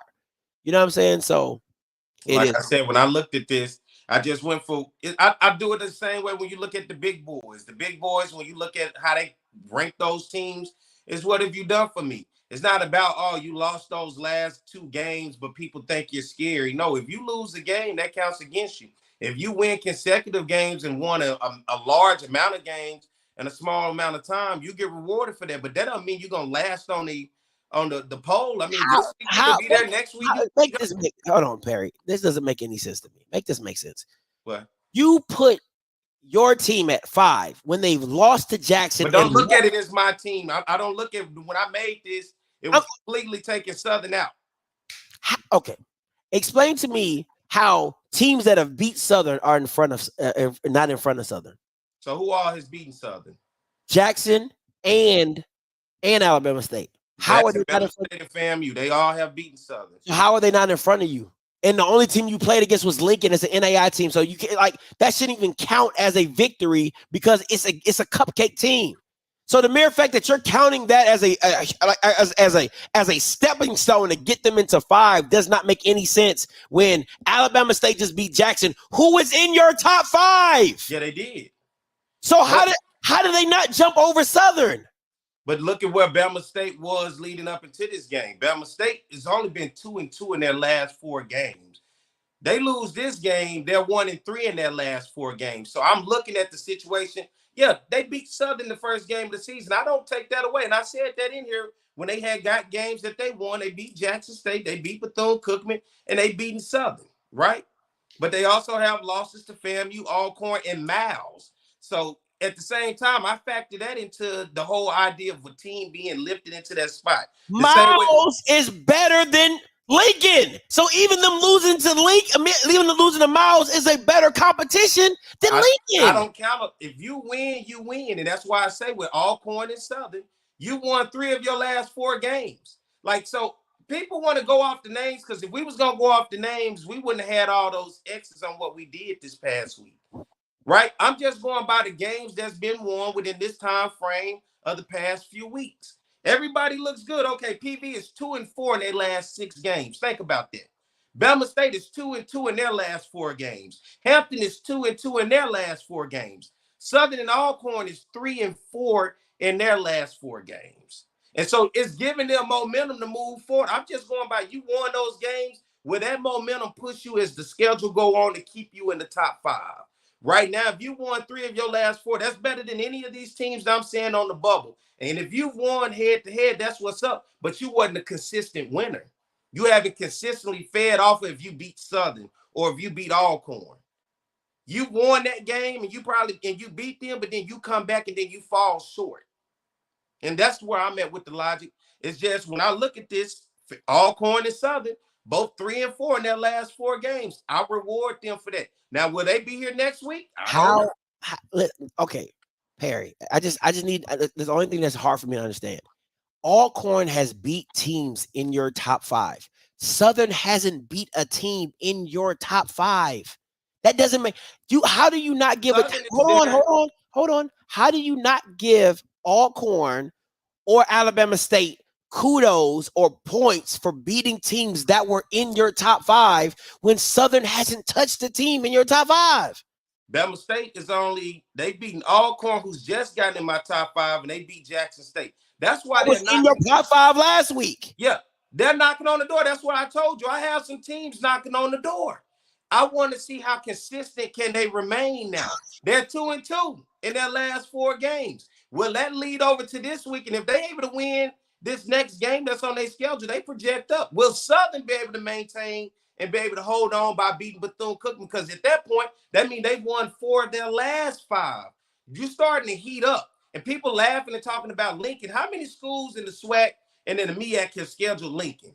So let's just not act like it's a Southern thing, like it's just Southern. No, but you're giving them credit for it, because though. That's the problem. Teams win, I'm going to give them credit compared to what they've already done, too. Well, we just going to act like Lincoln not on nobody's schedule? You can't. No, the fact that you're giving credit for Southern for winning, first of all, that means you should take credit away. No, if you're giving credit for Southern for winning, you should take points away for allowing Lincoln to score as many points as Lincoln scored. If that's how you want to move it, then that's on you. You can do it that way. I told that you is how weird. I do mine, and I'll go by what have you done in terms of winning consistently. That's weird. Everybody got their own way of doing it. It can be weird to you because you got Howard on yours, and Howard is only one game, 2 games on the whole. Look at the competition they've played. That's okay. That's the competition that they play, but they have not won. I don't reward for consistent losing. What I reward is consistency. So that's why you have different grading scales. But the way that I grade, now everybody, you can have your own poll. You can do it the way that you want. But when I look at the 4 and 5 teams and they're 3 and 4 in their last 4 games, regardless of who they played, I roll with it. Thank you, Craig. My point exactly. They put 18 points on Southern. Texas Southern beat them 52-7, and he's giving them credit to be in the top 5 just because they won the game. That's crazy to an NAIA school. That's wild. That's wild. That's wild. But hey, hey, do it y'all way. Man, woo. I don't understand how when you go through teams, how you don't look at the wins and the losses, and you're only looking at certain wins and losses. I'm looking at every time a poll comes up, it's what have you done for me lately in this span of time. You follow Arkansas, you follow SEC football, and you know teams would not get credit for beating bad teams. They don't get credit for that. Alabama gets it done all the time. That was what everybody's complaining about Alabama's schedule for years. They've always said Alabama It would still be in within the. Let me make my point because it's exactly what you're saying. I watch SEC. I'm in SEC football country. That was always the thing. Why everybody like LSU? Because everybody likes LSU non-conference schedule. Why everybody don't like what Alabama does? Because they say Alabama don't go anywhere to play anybody, or they take the FCS road, or they play some little school. Then they get the games that they gonna get whenever they play whoever's ranked. But their schedule is typically not the toughest schedule in the country. The typical teams who will get the toughest schedule in the country is like an Arkansas, a Texas A&M who has to go through more ranked teams, especially with their rivals out of the SEC East. So it's the same thing. Alabama ain't always got the toughest schedule, but they get the victories for whoever that they play. But your out-of-conference schedule was SWAC teams that you lost to. That doesn't make any sense. But that was weeks ago. Once again, I'm saying, what have you done for me lately, right? Let's take it in the same sense, right? People was confused when LSU lost to Florida State. 0-1, everybody was ready to throw them away. They have since won games, and it's like, what have you done for me? They lost against Ole Miss, but now they're constantly moving back up in the poll because what have you done for me lately, right? So I'm not comparing the two, but I'm giving you an idea that is what you've done. Yeah, you lost those 2 games to start the season. But in your conference as non-conference games, and now you're 3 and 4 in your last 4 games. What you want me to hold? You want me to just continue to go harp off the 0-2 start? Or you want me to say, damn, it's look like 3 and 4 in their last 4 games? You've played 4 SWAC teams and you're 2-2. 2-2 against SWAC opponents. Come on, how does that not factor in? It doesn't make any sense when the same teams that you've lost to have beat teams in your top 5, and you haven't touched the team in your top. You have not beat a team in your top 5, and yet and still you're giving credit for Southern for being the NAI team. Because the other teams who I was expecting who beat us and expecting that was doing things, they're not consistent winners. I just told you the closest to what Alcorn and Southern is winning their 3 of the last 4 games is Bama State, 2-2 in their last 4 games. Hampton, 2-2 in their last 4 games. In the last 6 games for Prairie View, they're 2-4. So what I'm just saying for me is, what have you done for me late? I'm not going to keep going back to September 1st. We're in mid-October. It's what have you doing? Okay. Well, I mean, listen, I just feel like it's a full body of schedule, but you know what? Yeah, I can't believe if that's the case, you're going to just give me because you scheduled hard and you lost the teams that just automatically make you better than everybody? Because that's what you're saying with Howard, because they played Eastern Michigan, Harvard, and Northwestern just because they scheduled it and they played a game or 2 that was tough, and that it seemed like they played close in that game, that automatically trumps them. I feel what pushes them over the edge is how competitive they were in those games. Because we even know Northwestern, we both was like, that ain't a game. Eastern Michigan, that was a game. Like, you got to give them credit for scheduling FBS opponents in battling. It's the same thing with Morgan. I gave credit for Morgan for having that close win with Akron, because there's not a lot of HBCU. Because if we're looking at the landscape of HBCUs, there's not many teams that would have been as competitive. Everybody really like right here, to be honest. It's North Carolina Central, it's FAMU, and Tennessee State knocking at the door. And at this point, 4, 5, 6, 7, 8 can really be anybody at any given time. I'll tell you this. I'll tell you this, right? And this is my thing. I don't care what nobody says. If Southern played an FBS team and y'all lost to them by 3, y'all would give yourselves credit. Now Perry be like, a loss is a loss is a loss is a loss. I don't want to hear that. I've never credited a loss. Okay. Period. All right. I don't care if it's Southern or anybody. I don't credit a loss and I don't care if you say, well, it was close. A lot. If you want to wow me, get the victory. Okay. That's how you wow me. That's how you continue to keep my attention. I thought Hampton had my attention. Hampton has since lost my attention. And I don't care how close the games are. They've lost my attention. That's fair. All right, let's move on. Let's see how that Power 5 holds up over these next few weeks. I like to see that. All right, first up, Alcorn UAPB. Listen, see, UAPB's homecoming.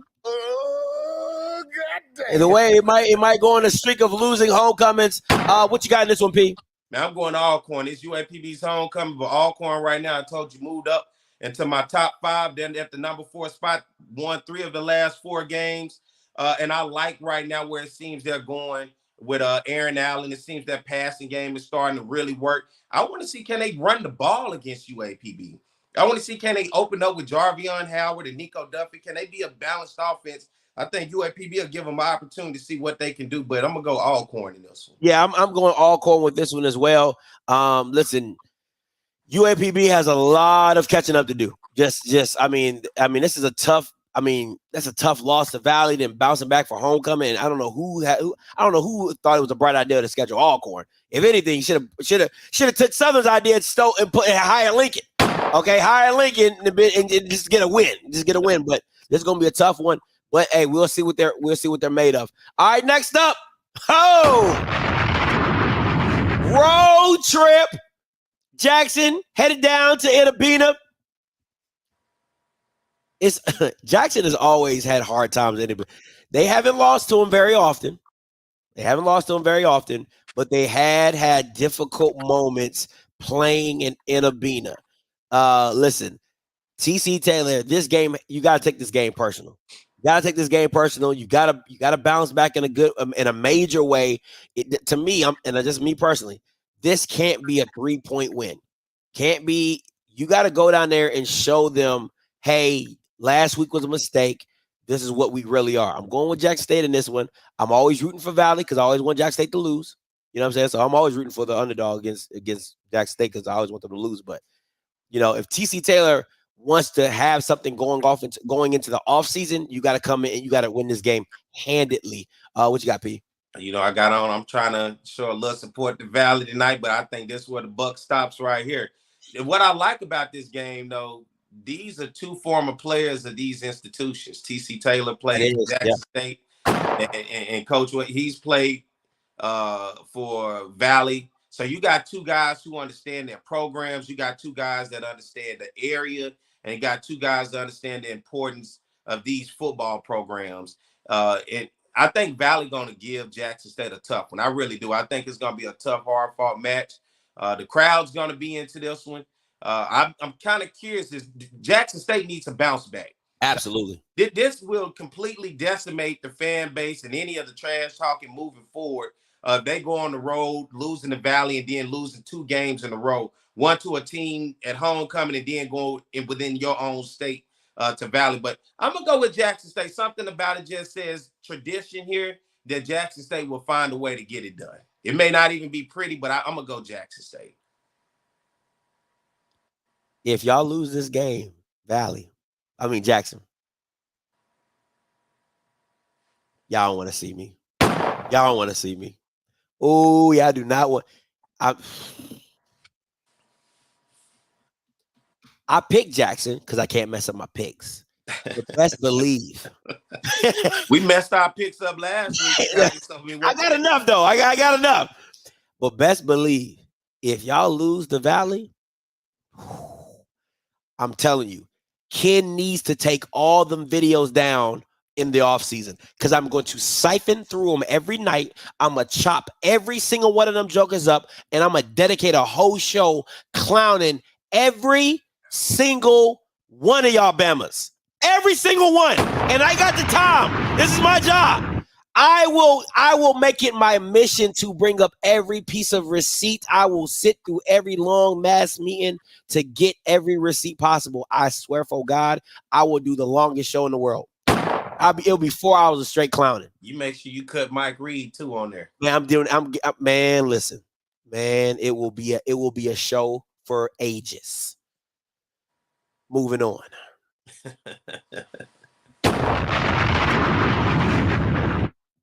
Dooley, Little Bill.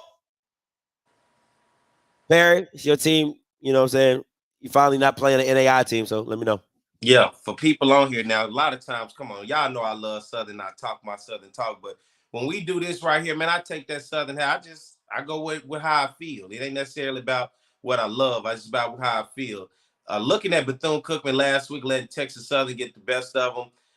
I'm a roll with Southern in this game, but Southern, it's the up and down. It's the up and down that you get, and when they do win, it ain't necessarily pretty, but they get it done. And so, winning 3 of the last 4, considering Bethune-Cookman just lost to Texas Southern, I'm going to go with Eric Dooley. Maybe he finds a way to finesse this one and get out of Jacksonville, Florida with a W. I'm going with Little Bill. I think Little Bill gets his first win of the season. And this, okay, this is one of the games I'm kind of talking about when I mean styles make fights. I don't think Southern's passing attack is really that potent. And I don't think Southern's running attack is really that great. I'm not saying that they can't do what Ladarius Owens does. I'm not saying that at all. Southern can come in there, establish themselves, dominate, blah, blah, blah. But I think getting Luke back helps. Getting Luke Sprague back helps. I think getting Jimmy Robinson going, the third going. Where's this game at?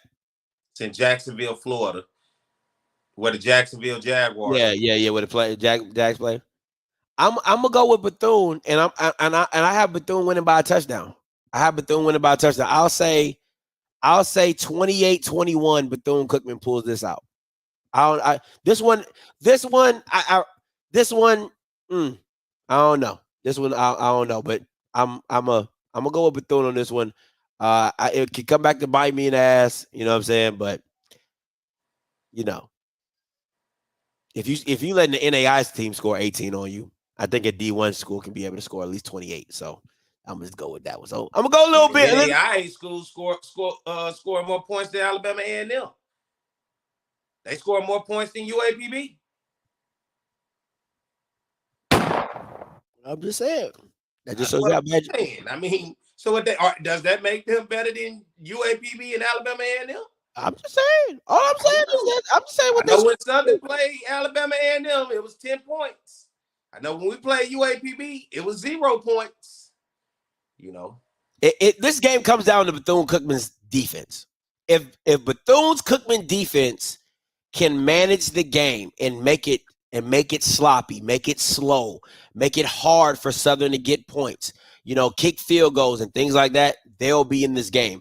If Southern comes out, because Southern is usually a good first drive, in those scripted plays, Southern's is premium. Oh, that first drive, goddamn. Oh yeah. Trying to stop it. You know what I'm saying? That first, unless you UAPB with the pick in the first one, other than that, and they still went 27-0. You know what I'm saying? But Dooley's scripted plays, it's A1. I gotta give them that. They A1. But after that, after them 15 to 20 plays, that's when it becomes a game. So if Bethune-Cookman can hold out, if they can hold out for them 15 to 20 plays and make it a game, they can make it a game. So I think what'll be key in this game, can Southern get his run game going? That's what's gonna be key with Kendrick Grimes and those guys, man, and Gary Quarles. Can they be able to run the ball? And that's what I want to see in this game. Can they run the ball against Bethune-Cookman? Considering what Ladarius Owens just did, and I've said this about Dooley many times, when I watch what other teams have success with when it comes to the next opponent of Southern, to me, it's like Eric Dooley does not watch what the previous team did in order to have success, and he goes and do what the hell he just simply wants to do, trying to force it. We just gonna do what we do. Man, take what they give you. You've seen it's been tough for them to stop the run. Take your chance. Be patient. So we shall see. We shall see. All right, next up. When I tell you this was supposed to be the game of the year. Oh, hell no. This was supposed to be the game of the year, right? It was supposed to be Andrew and Texas Southern versus Musa and Fam. Andrew would have been out there running for his damn life. And balling. Against that defense? Well, I mean, Musa's just as good as a defense. I mean, he be giving the ball to the other team. Against that defense. Well, we don't know, man. Andrew, get healthy, son. Man, we tired of speculating. I'm ready to see the action. This game is, listen. I got Willie by a lot, and the only thing that's going to stop FAMU is FAMU. That's the only thing that can stop FAMU is FAMU. This game should be 35-7. 42-10 because their quarterback cannot throw the ball effectively. Jace cannot throw the ball. He's like 5'5", trying to throw over Bamas that are like 6'2" and 6'3". It just ain't a good look. And they know it's going to begin and end with Ladarius Owens. FAMU is the number one rushing defense in the SWAC and pretty much all of FCS. You know what I'm saying? I think they top 5 in FCS will run defense. So this game is not even going to be close. I got FAMU by a lot, 35-10. This game is in Houston, huh? Yeah. I'd be curious to see what FAMU fan base, because, they spread out. I'd be curious to see what the fan base show up like over in Houston. But I'm going to go FAMU in this one, man. I think they get it done over Texas Southern.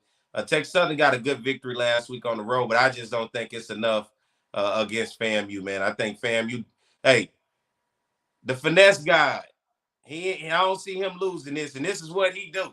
Whether it's pretty or it's ugly, he gonna get with the dub. He come up with the dub. I'll tell you this, Smash. If Texas Southern wins this game, I think McKinley should keep his job. I'm so serious. Yeah. I'm so serious. I think you should extend him out. Like if you win it, like that's how much I know FAMU's gonna win this game. If McKinley wins this game, these are the type of games, okay, because you got to look at all the factors, right? No Andrew. You only got a running attack. Your defense is so-so. And you come out and you beat the number one team, yeah, you gotta. He either has to be considered to keep his job, or maybe like you give him like a 2-year option extension or something like that. But give him some hope. But I think it's over for the brothers. I want him to be fired, so I'm just saying. But either way. But I'm just saying if he doesn't, not a game. Delaware by a lot. And this will be a game Hampton fool around and surprise, shock the world. You know, they've been right there just on these different games, man. And this would be one, it'd just be like, bro, what? How? You know, you'll be like one of those how. How, Sway? How? Yeah. But Delaware right now, the number one team in the CAA, they're 5-1 right now, and I think they'll roll this one. Hampton has been their own worst enemy. I mean, it's not like they can't compete with anybody, especially with between the MEAC and what we've seen so far in the CAA.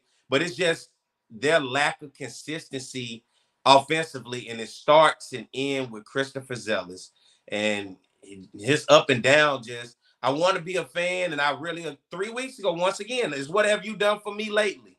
3 weeks ago, I was so high on this kid.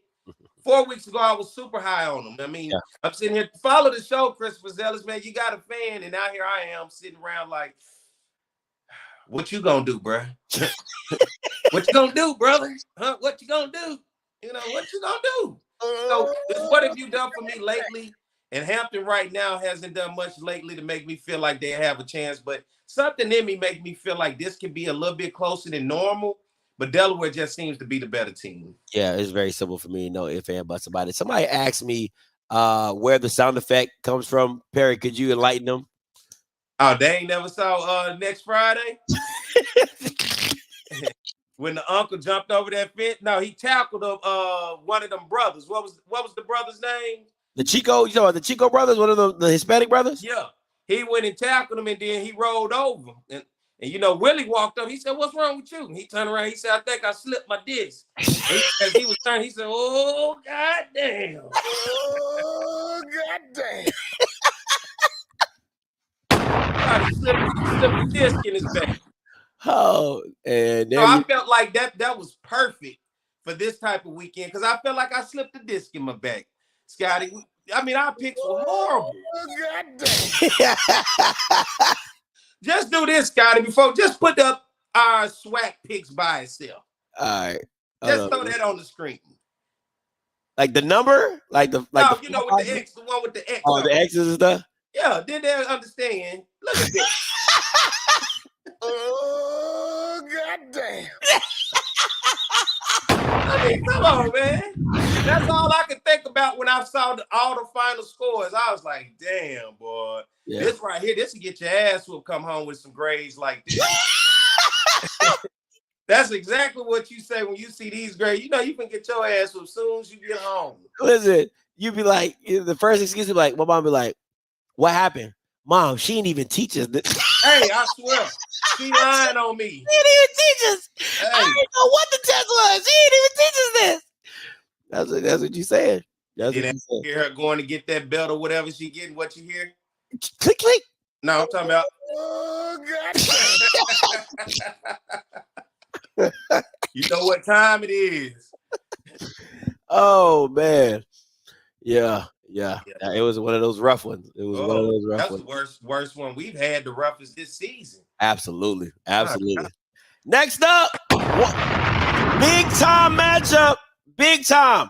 NCCU, Morgan State. This is how you start conference play. Like Perry said, it's getting close to October. It's getting close to Halloween. Hey, the season changed a little bit. You're starting to see the decorations hanging outside. Starting to get that little pumpkin smell in there, you know. Pumpkin spice? That's what it is, that pumpkin spice. The pumpkin spice. you leaving this on me or this on you? I'm gonna take it. Oh, your boy.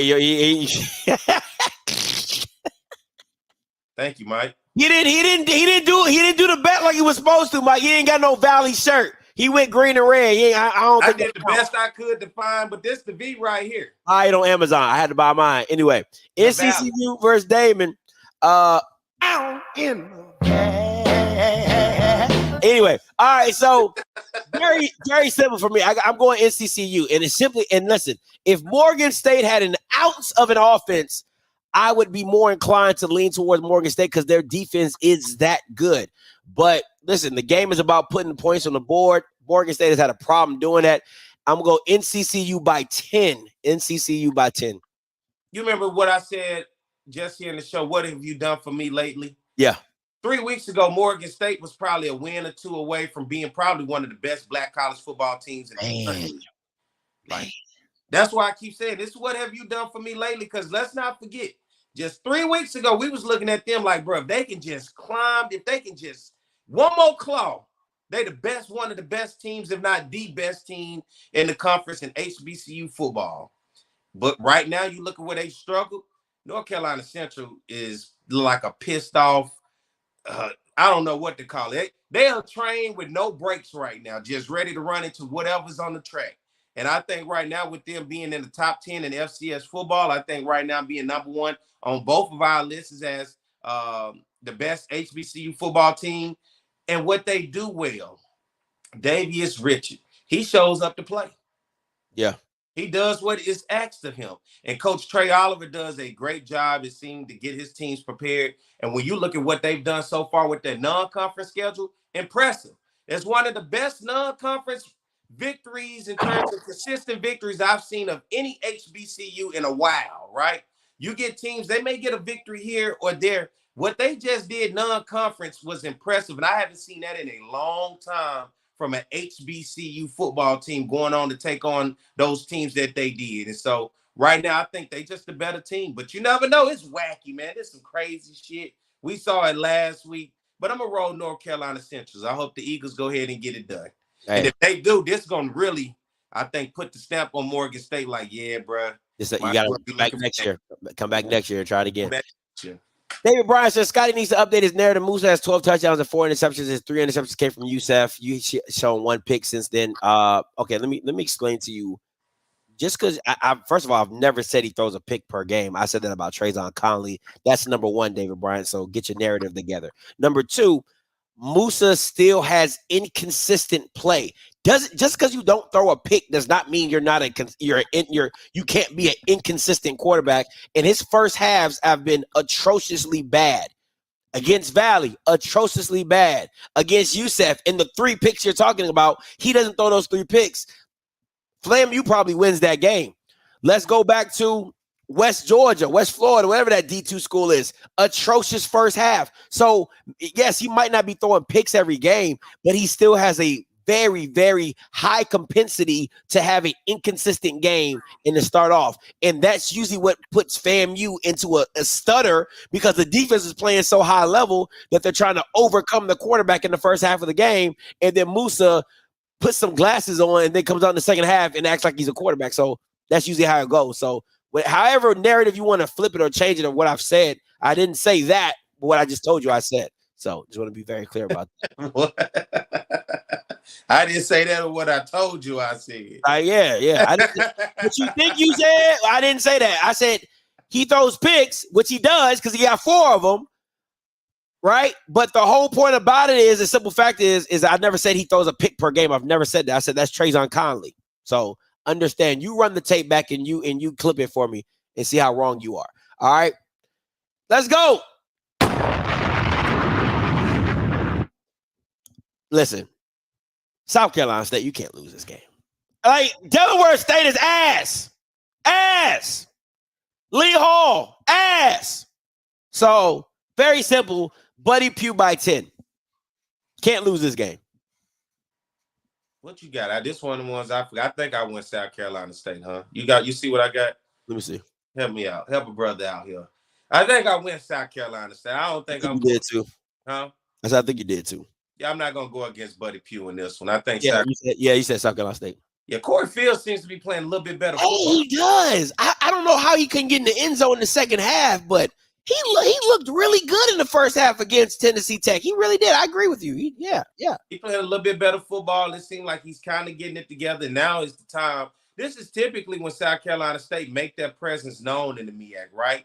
That start to show that they're a team, and then they become a team that can beat anybody at any given time. You just never know who's going to show up, and we've seen that from the first game of Jackson State to as they moved on. You saw them get a victory against Citadel, and it was like, how the hell was that?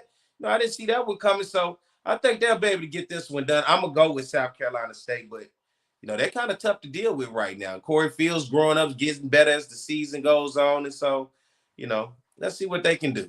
Let's see what they can do. Buddy Pugh, the last ride. This is it for the MEAC for Buddy. This is it. This is his last ride.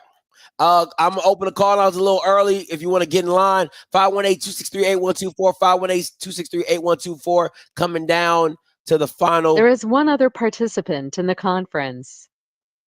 All right, coming down to the final bit. North Carolina A&T versus Richmond. Listen, North Carolina A&T couldn't be the Pop Warner team right about now. So how the hell they gonna beat Richmond? And Richmond has not looked that good either. I'm going Richmond by a lot. What you got, North? What you got, P? You know, A&T might do something stupid and fool around and win this game, but I'm gonna go Richmond. Come on, Spiders. What you gonna do? I can't believe A&T has fallen from grace, man. I've been to some Celebration Bowls before to watch this team, man, and to see where they at. I've seen them in the Celebration Bowl. I've seen North Carolina Central in the Celebration Bowl, Alcorn and Grambling. But to see A&T go from this dominant, they were the standard of what you wanted your HBCU football program to be. And to see where they falling right now, man, it's quite sad, man. And I feel for the A&T fans, considering just a few years ago, man, they were the king of this shit. You know, they were the Celebration Bowl. And to see now, they're just another team. You know, Just another team. If you they mostly on the L side than they are on the W side. Not my man quoting Dion. Better get us now. Y'all had your time. It's over with. You'll never find that same success in the MEAC, in the CAA. Ever. The type of teams you're going against. Never. Not never. With the athletic. Better get you now. Shit. I better come back to the MEAC. That's what I better do. Let's hear them say that in them white folks meeting over there in the CAA media conference. When they have a media there, let's hear them go in there and say that then. Won't happen. All right, you already know. Game of the week. Man. I say behold. It's a good one, man. I say behold. And for anybody, because I want y'all jumping on my chat and all this, the reason that NCCU and Morgan State are not the game of the week is simply because Morgan State doesn't have an offense, right? So I didn't see that it would be a competitive game. But Howard, Norfolk State, ooh-wee! So this is interesting. Hampton beat Howard. Norfolk State beat Hampton. Put you in one of those situations like when considering what they've done with previous opponents, it can go it can go anywhere with it. It can go anyway. It can go anyway. It can go anyway. Well, we know which way you leaning to. I'm leaning towards the dark horse. Hey, I got people walking up to me yelling out behold now. So Norfolk State, man, I'm trying to help you get some fans. I'm trying to support my guy. You know what I'm saying? I know a lot of people probably wasn't paying them much attention. It's time to start paying attention. That was my dark horse coming into the season. This is where you start to make dark horse noise right here. Getting a first. This is where it started. Like, damn, did you know they won against Howard? Yeah, dark horse noise. You don't like that? Dark horse noise. Okay, go ahead, man. This is where you begin to make that noise, man. And you got to get against Howard right here. So I'm rolling Norfolk State. Come on, Coach Odoms. I know you're going to run about 8 running backs. Let's run it down their throat. Let's get up out of there with a W. Listen, Howard's focus has to be to dominate the MEAC. You have to come into this because you know their goal is NCCU. Their Super Bowl is NCCU. They got embarrassed last year by NCCU. The rest of these teams, Howard has to put them in their place and let them know you're not on our level. You need Quentin Williams to not turn into a pumpkin. No pun intended, because I know it's Halloween coming up. Right? No, it's October. No pun intended, but you can't have him turn back into a pumpkin. You need the Quentin Williams you saw in Eastern Michigan against Northwestern. You need that Quentin Williams, great decision maker, low turnovers, and was moving the ball consistently. They need their running game to get going with Eden James and them boys back there, right? They need to start using Casey Hawthorne more. So, to me, Howard has to win this game, and I would hope they win it convincingly. And convincingly to me is 10 or more points, right? 10 or more points to me is convincingly. A lot of Norfolk State games have come to like one possession. To me, has to be 2 possessions or more to win comfortably and like, hey, we moving on. But I'm going Howard in this one all the way. For me to be high on them, they can't lose this game. This is my personal opinion. And you've been rocking with them, I've been rocking with Howard. As much flack as I'm getting, you real life have continued to rock with Howard through the thick and thin. And it's been real thin, as you see with them. They've been right there. They just can't get it done. But, man, this is one. I like this game, and I'm glad you picked this one as the game. Them look like 2 ball coaches right there compared to those other guys. Those are 2 ball coaches, man. And to get Howard back on the site for football and to get Norfolk, these are 2 programs got to get it going right here to try to figure out who's going to get that early lead to go after North Carolina Central. Yeah, absolutely. I'm excited, man. I'm absolutely excited. All right. So here's a recap of our picks for the week. All right. Pretty much the same thing as last week. Let's see who comes out with it. All right. This can go crazy on us. It could. It could be a whole bunch of red X's. Texas Southern, Valley, UAPB can all come around and just be like, what the hell, bro? Yeah. All right. Oh, shoot. Did I put those? No. Oh, yeah. Those are the opponents. I'm like, did I miss a team? You all right? Pretty much the same on this one. You know what I'm saying? Got the onesies, the twosies, and then pretty much the cousins. You already know we're going with the CAA opponents of what it is, man. But call lines are open, 518-263-8124, 518-263-8124. We ain't going to be here on too long because I got to go watch my Cowboys. So 7848 coming to you. Hello. What's your name? Where you calling from? Hey, Scotty, Mr. Wade from Orlando, Florida, Jackson State alum, fan. Very disappointed with this weekend, but I got a question for you. If you TC Taylor at this point, what would you do with the team going forward, and what would you do about the quarterback situation? Will you bench Jason Brown?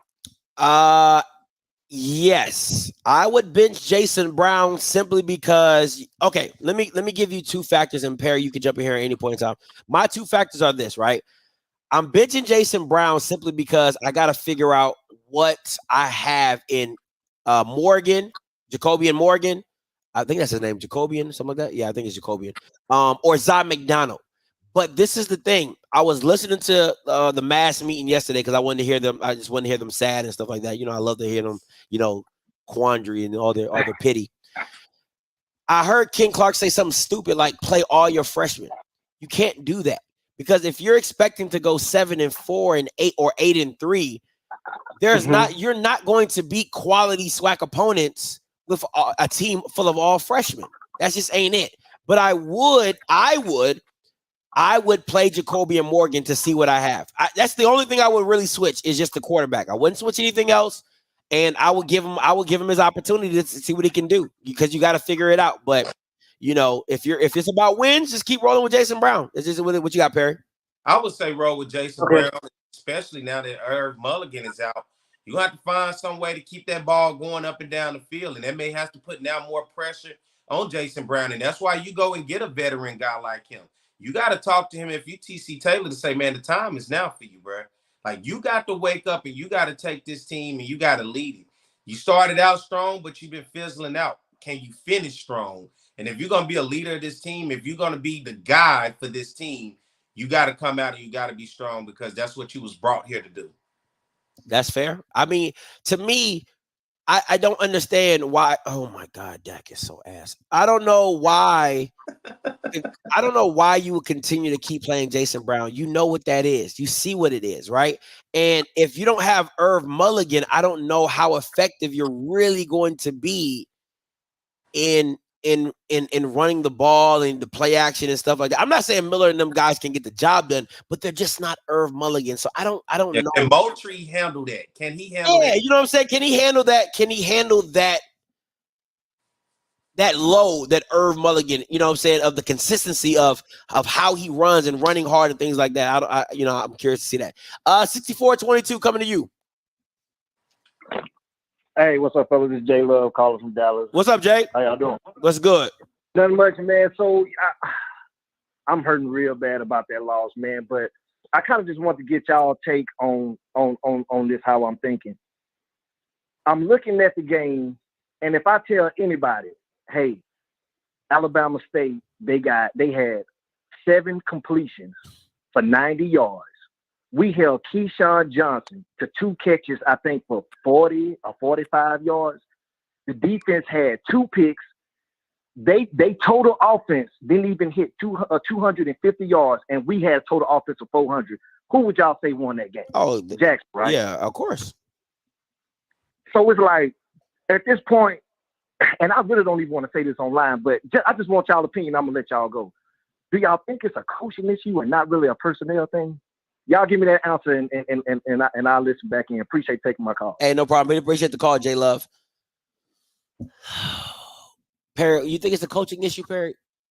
I think what you just seen is a coaching and personnel issue. This is new. Like, let the reality finally settle in on people that want to ride this high wave of, because when Deion left, when he left, that was easily replaceable, that was easy to rebuild. What you're seeing is truly a rebuild of a team. When you talk about personnel, that's still, how many of these guys truly knew what a Jackson State homecoming atmosphere was like? That type of game, right? How much of a distraction could that have been for them to play in this environment? And when you look at coaches too, this is just me.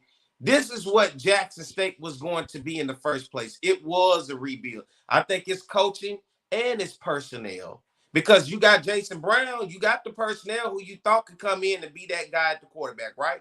Mm-hmm. Then you bring in TC with the coaches that he's brought in, and you thought that they can get it together because of the caliber, which you got the offensive coordinator from Liberty, right?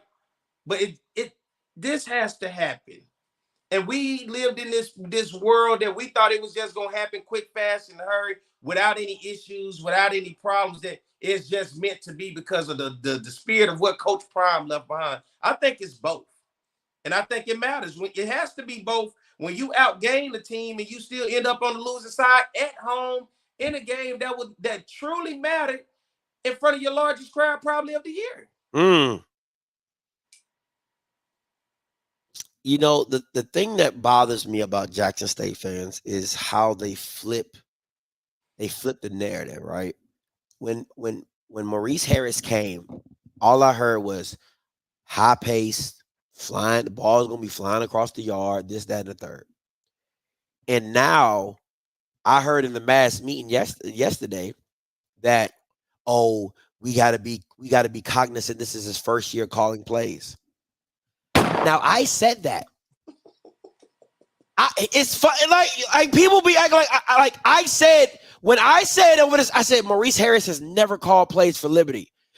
People said I didn't know what I was talking about. People said, Scotty, he's been under Hugh Freeze. Mike Reed kept saying, Scotty, he was under Hugh Freeze. I said he never called plays. And go back and listen to your mass meeting yesterday. Ken Clark, Mr. Emotional, said it. He's never called. You got to give the guy a chance. He's never called plays. TC Taylor has been an offensive coordinator in the MEAC.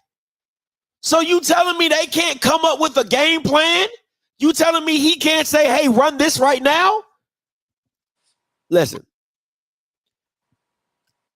I don't think it's all worries me and, like the house is burning down. Because that's the hype they put on it. That's the hype they put on it. But what I would tell you is this. I kept trying to tell people, you're not special. See, that's what the difference between you have to look at. What you have to understand is when you look at the Jackson State teams of Deion and you look at the margins of victory, they weren't all blowouts. They were just simply one or two players or one or two plays or one or two moments in those games where your players were just special. You had Shador make an amazing throw. You had Malachi Wyman make an amazing catch. You had, James Houston make an amazing sack, or had Travis Hunter make an amazing play. Like, it was just one or two guys that pushed you over the edge. You don't have those guys. So once again, you are just what everybody else thinks you are. Average. You're just average. And accept it. And it's okay. It's okay. But what happens is now that it comes down to the inches. It comes down to the right play calling. And now you're starting to see what that looks like when it doesn't go your way or when you don't have it, right? When you have the Willie Simmons of the world who can dial it up the right way when they need to have it. You know what I'm saying? It's those type of moments. So it's going to take time, but you also got to know what you are when you see it. You know what I'm saying? And you're just not those guys. So it's just very simple to me. But I think it's the reality part of allowing it to settle in. It was the arrogance. It was the just the pure high of what that was there for 2 years. And now you're starting to get fresh air. You're starting to not be so clouded as much now. You're starting to truly see, like I told you, back to who you were. Yeah. And that's okay. You're not over the top anymore. And it's hard to be over the top. I don't understand. I don't think people truly understand how hard it is to be over the top at a school like HBCU. Yeah. It is. That Alex Hines, hey, I watch that's a legend with all the football games, man. You know how many games I've gone back and watched, man? Yeah. And shout out to Alex. Him and his wife celebrated their anniversary a couple of days ago. So shout out to Alex Hines. I saw that on Facebook. Want to give him kudos and everything that he does for the culture. Literally archiving historical stuff that would have been lost in the sauce back in the day. The schools wasn't taking these games and uploading and making sure they kept it for archive purposes. But the fact that he was doing it, I'm talking about, we going all the way back to the VHS days where you had to record that thing at the house or something. He got him, bro. Yeah. Yeah. Alex Hines is a legend. Digital cable. You remember digital cable? Yeah, 3428 coming to you. What's up, Mr. Porter? Hey, Scotty. I'm not going to be long. Hey, Perry. God bless you both. Scotty, I saw you were a little bit frustrated with Dak, and I just want to encourage you, my brother. One thing about it, the season is not yet over, and this is coming from a Falcons fan. God can turn it around and do it suddenly. Keep yourself up, man. You got the rest of the season ahead of you. Thank you, sir. Thank you. Listen, I don't even be caring about the Cowboys like I used to back in the day. I ain't even gonna hold you, but I just know Dak sucks. So that just bothers me. All right, brother. Thank you, sir. Appreciate you.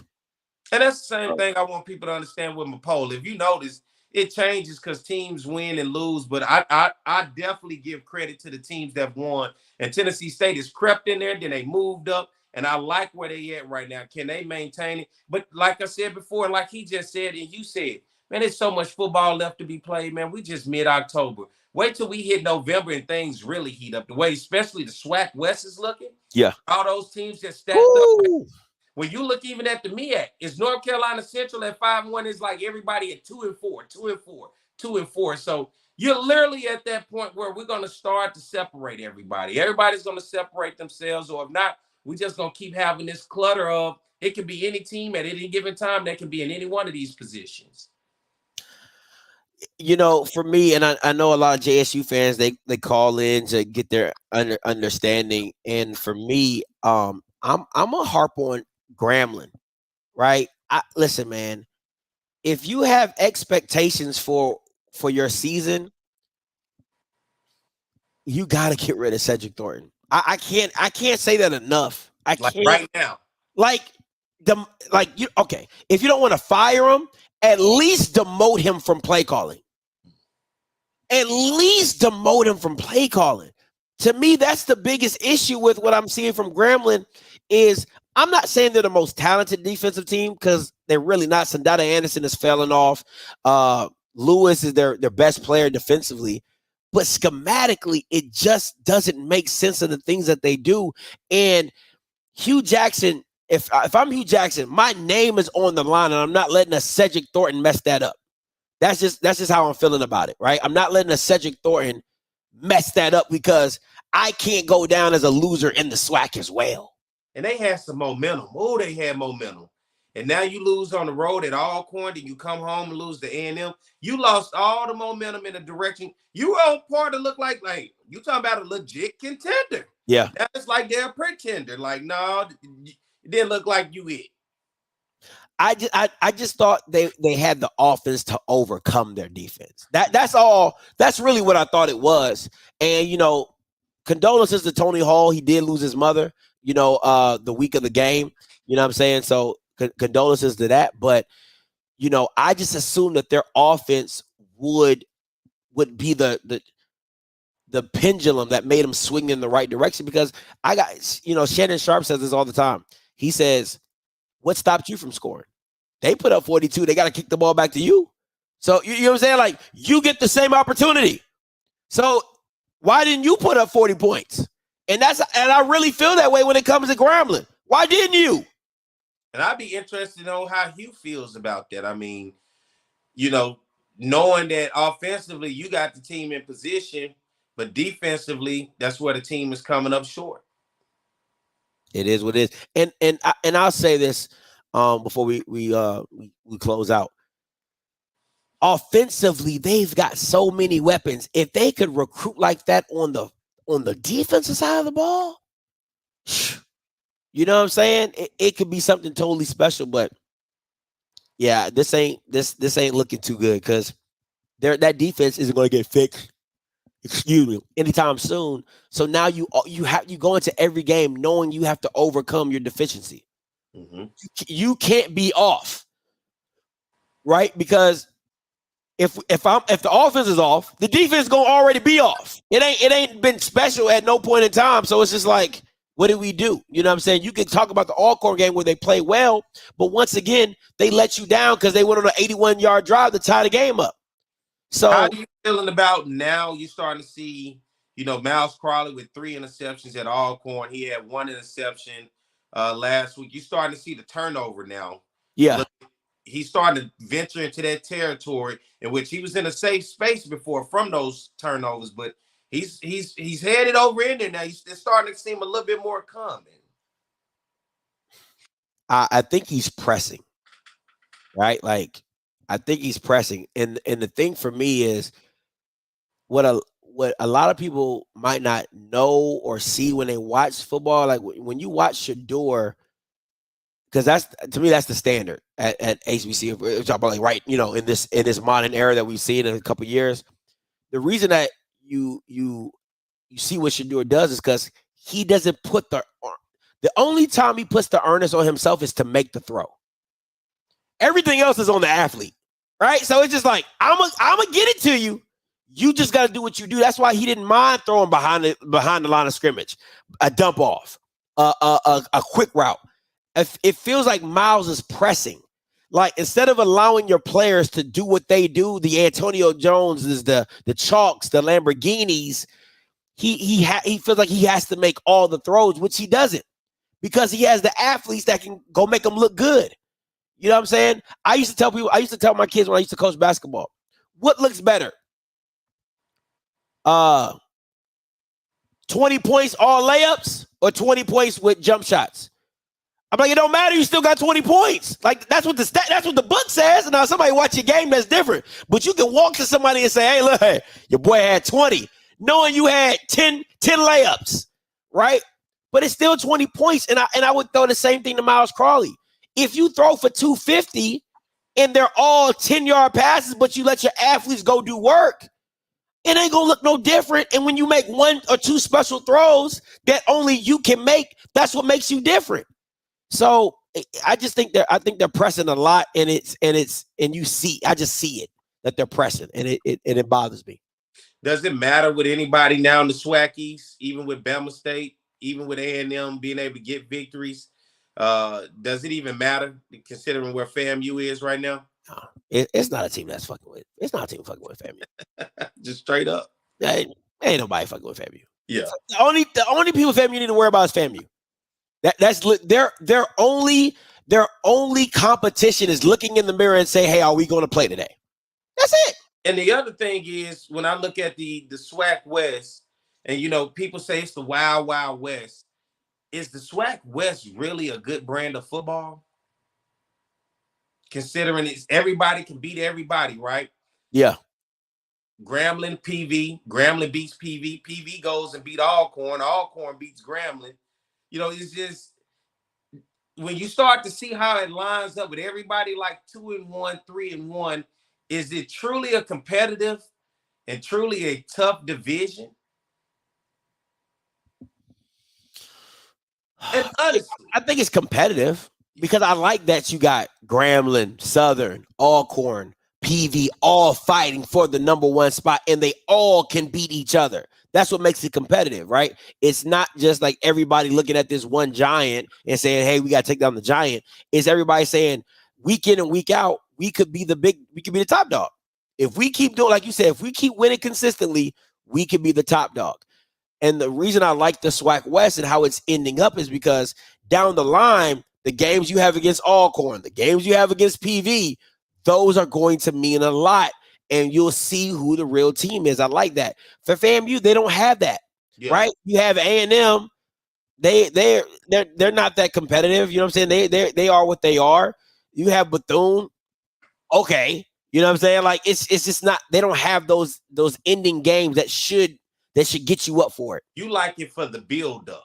Yeah. I mean, I like it because everybody's competitive and every week means something in the SWAC West. And I think that's what's been hurting the SWAC East, the fact of having that Jackson FAMU game so early. Woo! You would love to have that like a November game, late October game to see where they stand and then put something on the line. But that division has been made pretty much September. Yeah, week 1. You know what I'm saying? You know, but it can't. You know what I'm saying? It can't be because I look at it like this: the year that FAMU lost the first time, like they really had nothing else to play for, but they stayed locked in. They stayed locked in, and they made it to the playoffs. Yeah. They made it to the playoffs that year. You know what I'm saying? So to me, it's like I believe what FAMU did those last 2 years mentally is probably the hardest thing you could do as a team because you're not playing for anything, and you're literally the second best team in the conference, but you don't get a chance to go to the championship because you got the folks over in the West beating up on each other. And that's another question. That's why I wanted to lead with this.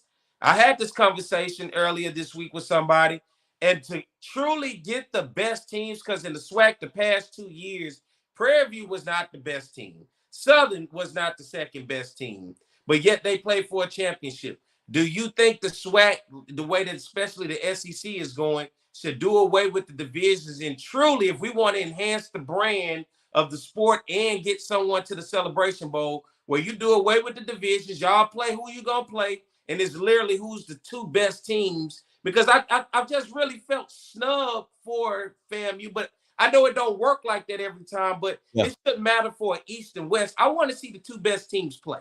I think. Oh my God, Dak is so ass, bro. I'm sorry, so ass. Oh, go Tony! I'm sorry. I think you just ran that. You're the one in the house. You just be like, what the hell going on? You just that is me all day long. The thing that bothers me is that for the SWAC, it should be no divisions, right? Because you never know who's going to be that dominant team, right? On either side of it. So I just look at it as like the survivor eliminator, like the best will survive. Because if you're gonna play each other, it's gonna work itself out. It's gonna work itself out. And I think see now this is the thing right here. This is the thing that kind of gets me is the scheduling of travel. Travel has been a big thing in the SWAC of going across country and doing this and doing that. What does that look like?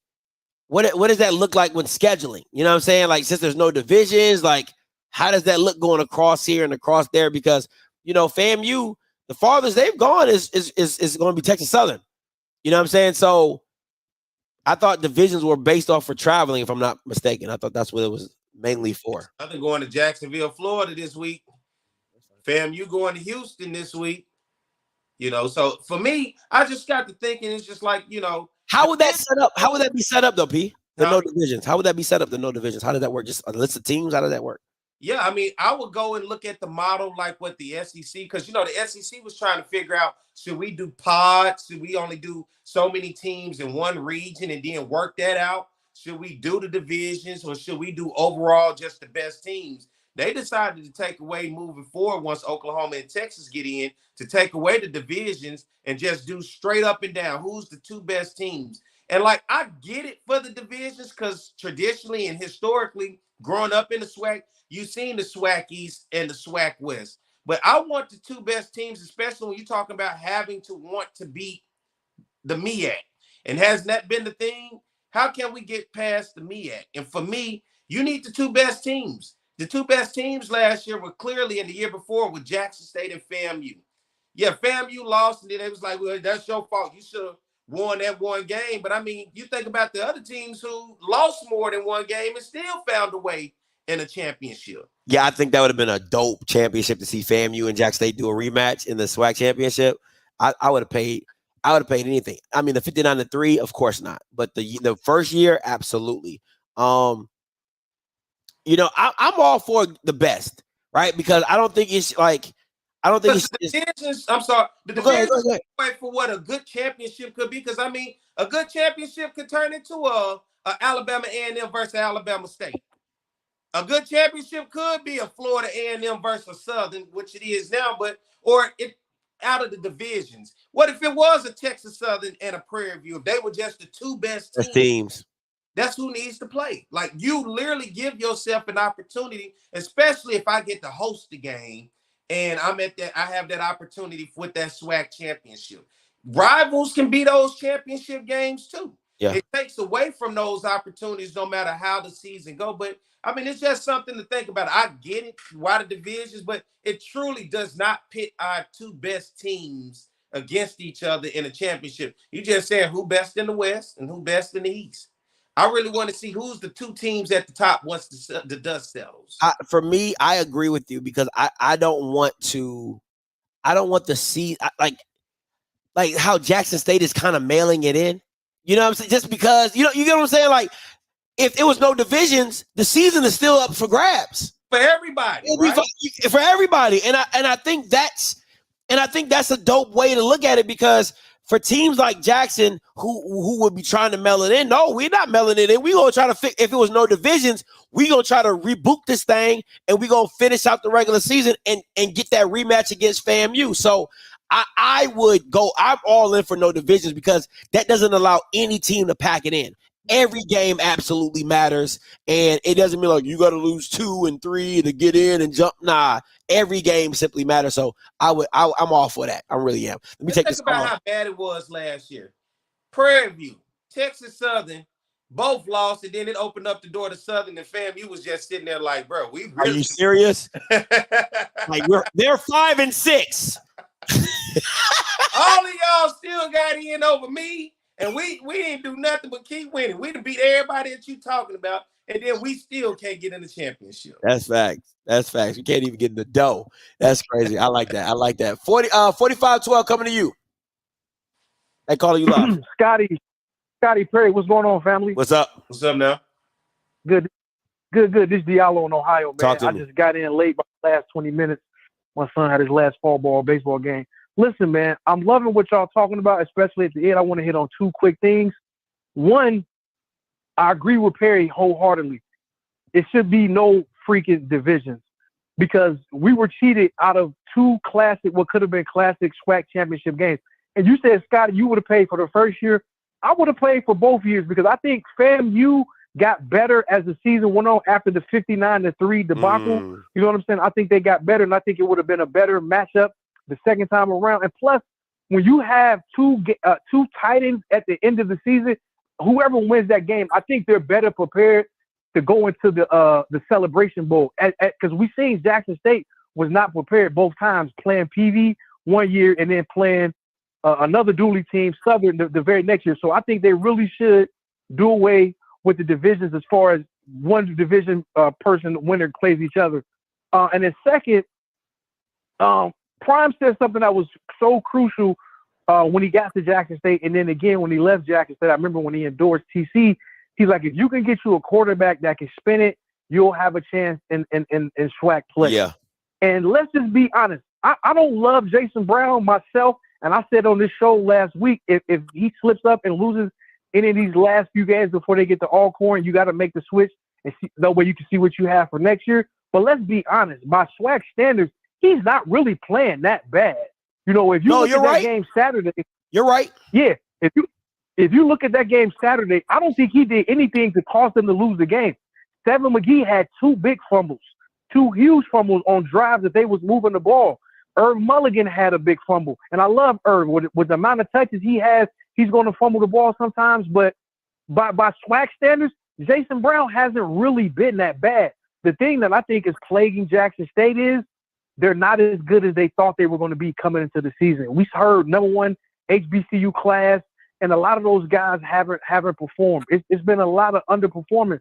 And I would love to go back and watch that footage to see if these receivers are getting open, if these tight ends are getting open, because I just feel like Jason Brown is the easy scapegoat when I think it's a lot of other fingers to be pointing and a lot of other blame to go around. What do you guys say about that? I would say this. I think if you go back and look at the offenses during Shadour's years, a lot of that stuff was schemed up appropriately to buy guys open and have guys open and stuff like that, right?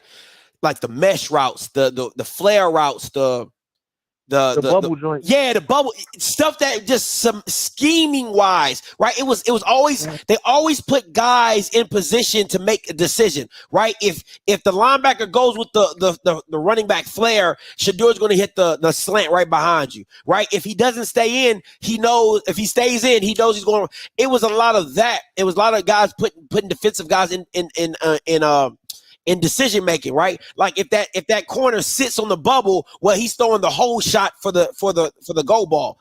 So I do agree with you that Jason Brown isn't putting his team in harm's way, but I also know that he's not scary. He's not scary enough to make you have to back off of the receivers and not only focus on the run for Jackson State, and that's the issue. And I do agree with you. Maybe it's the wide receiver core isn't that good. You know what I'm saying? Which I thought they weren't, but it just is what it is. But I love all your points. What you got, P? I'm with it.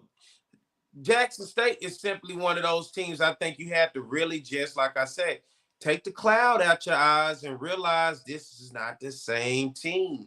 That this is nothing about this is what you saw the past 2 years. And I just think the reality is starting to set in, but it was just hard to have an understanding of that when you had a whole group of people that continued to keep the hype up as though it was the same energy from the year before. I think those on the outside saw it wasn't. And Jason Brown is not a bad quarterback into overall SWAC standards, but look whose shoes he's trying to fill, right? Right. With Shadour, who was literally the best black college football player in the country. And that is huge when you're trying to have that same expectation for him. But it's not like he's staking up the place. He's just not winning the games for him like they saw with Shadour, with the talent that Shadour had around him. That's fair. That's fair. That's super fair. And I'll say this and be out of there. I did watch a little bit of the funeral / memorial service last night, Scotty. You know what I'm saying? And my people's from down in Jackson, and I love Jackson, you know what I'm saying? But I know how to be objective. But one thing that they said I thought was true, and I would love to hear you guys respond to this, and I'll get out the way.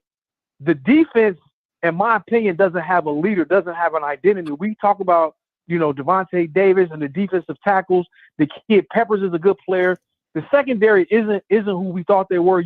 I give you credit. You always said that, Scotty. But that's the one thing I thought those guys talked about last night. You don't have an Aubrey Miller. You don't have a James Houston. You don't have a Keontae Hampton. You don't have somebody who you can hang your hat on that's going to go out there and make a play, and the rest of the 10 guys on defense is going to follow them.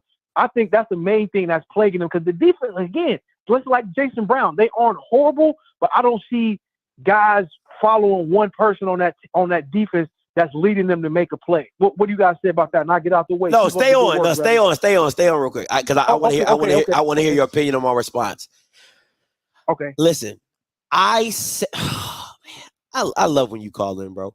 I said in the beginning of the year, when they told me that they were not going to blitz, I said, it's the dumbest thing you can do. Yeah.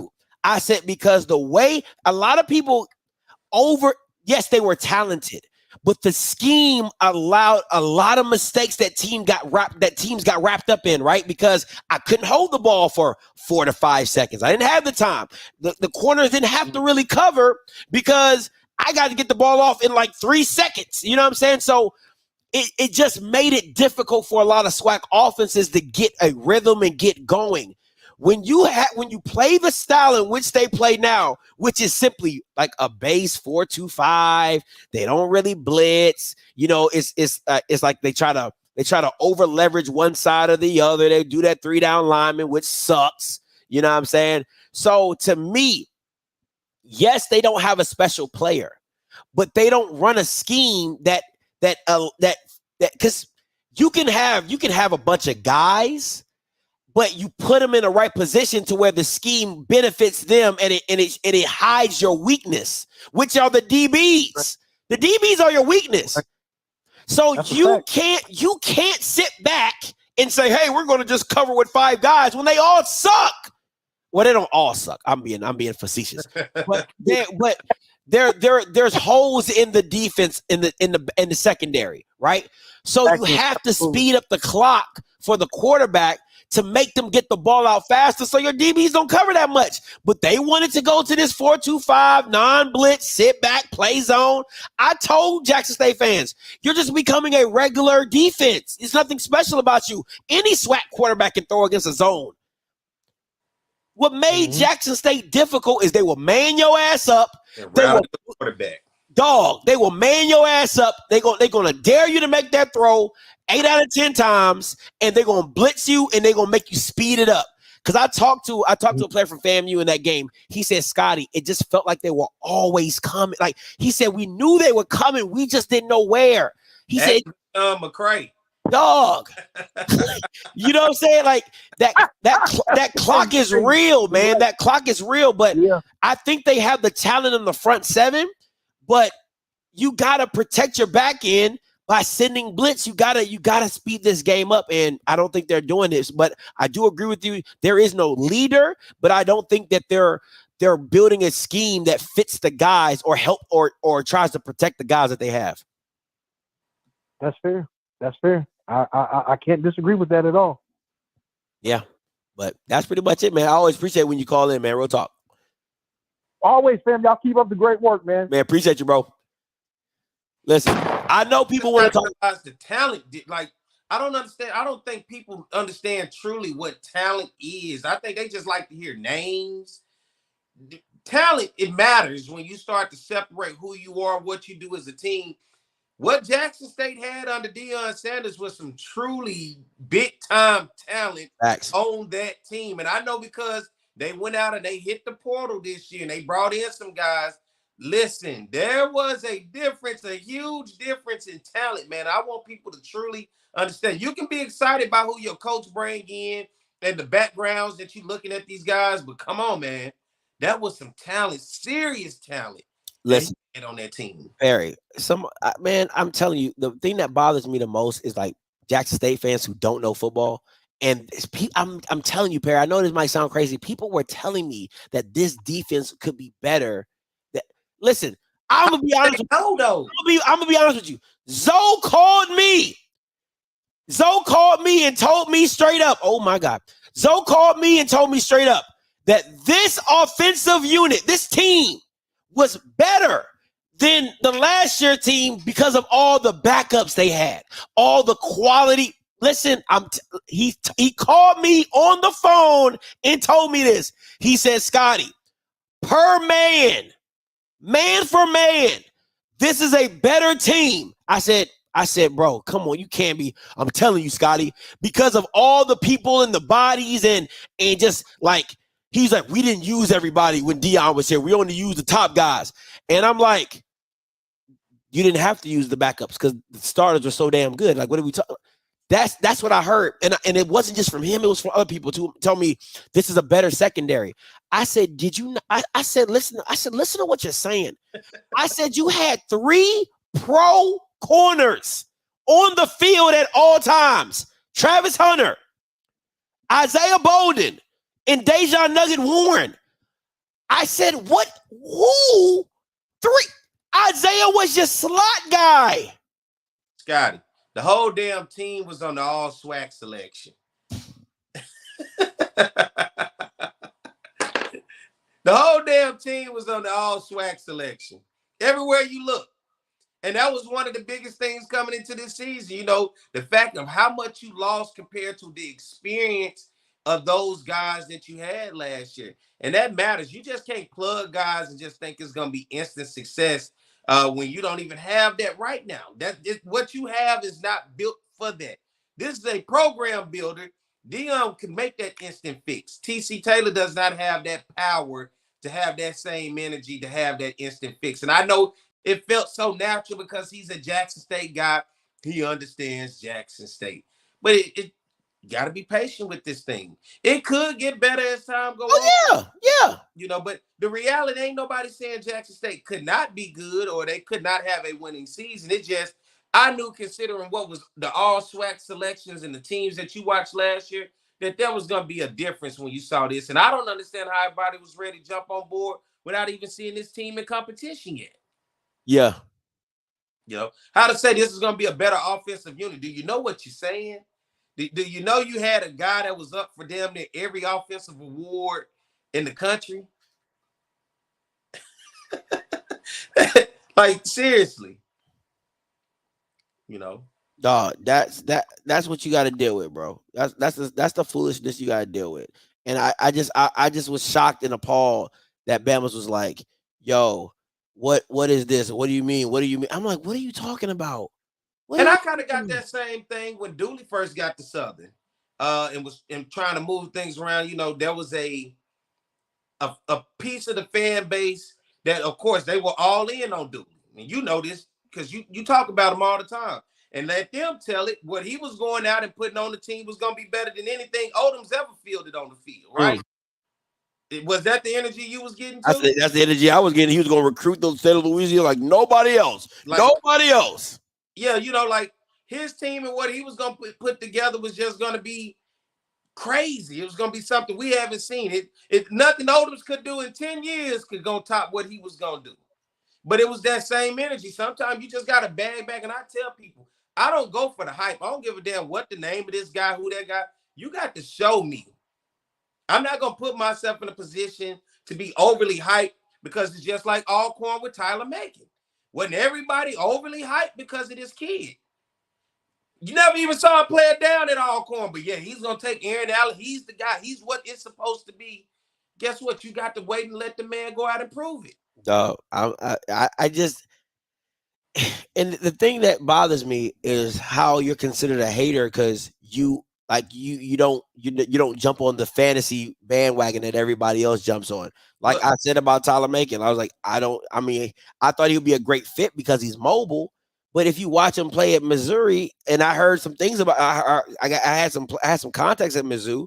You know, they was like, he just wasn't a good guy. Like he always wanted to run. He wasn't a thrower. He wasn't a passer, and we couldn't use that. You know what I'm saying? So it's stuff like that. You know, Demetrius Davis. I mean, we can go program to program and talk about the delusion of how everybody thought this was the second coming of Black Jesus, and you paid $20,000 to get him to come there, and now he's on the bench.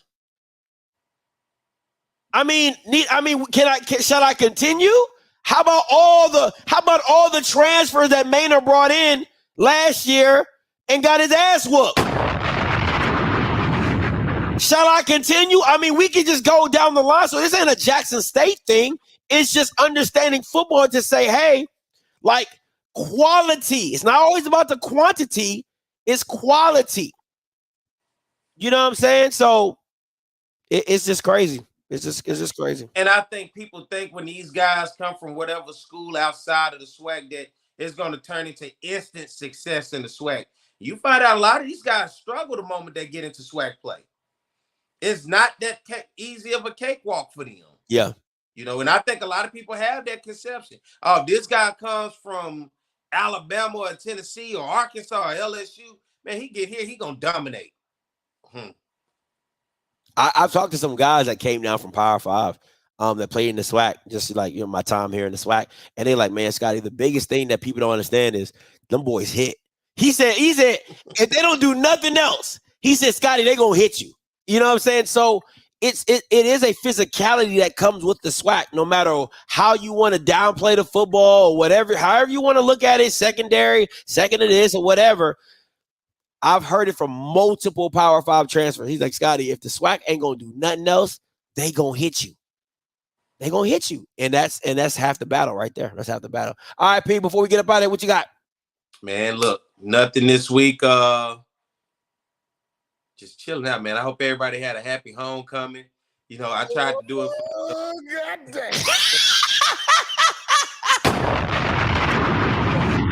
I tried to do my best to represent for the Valley.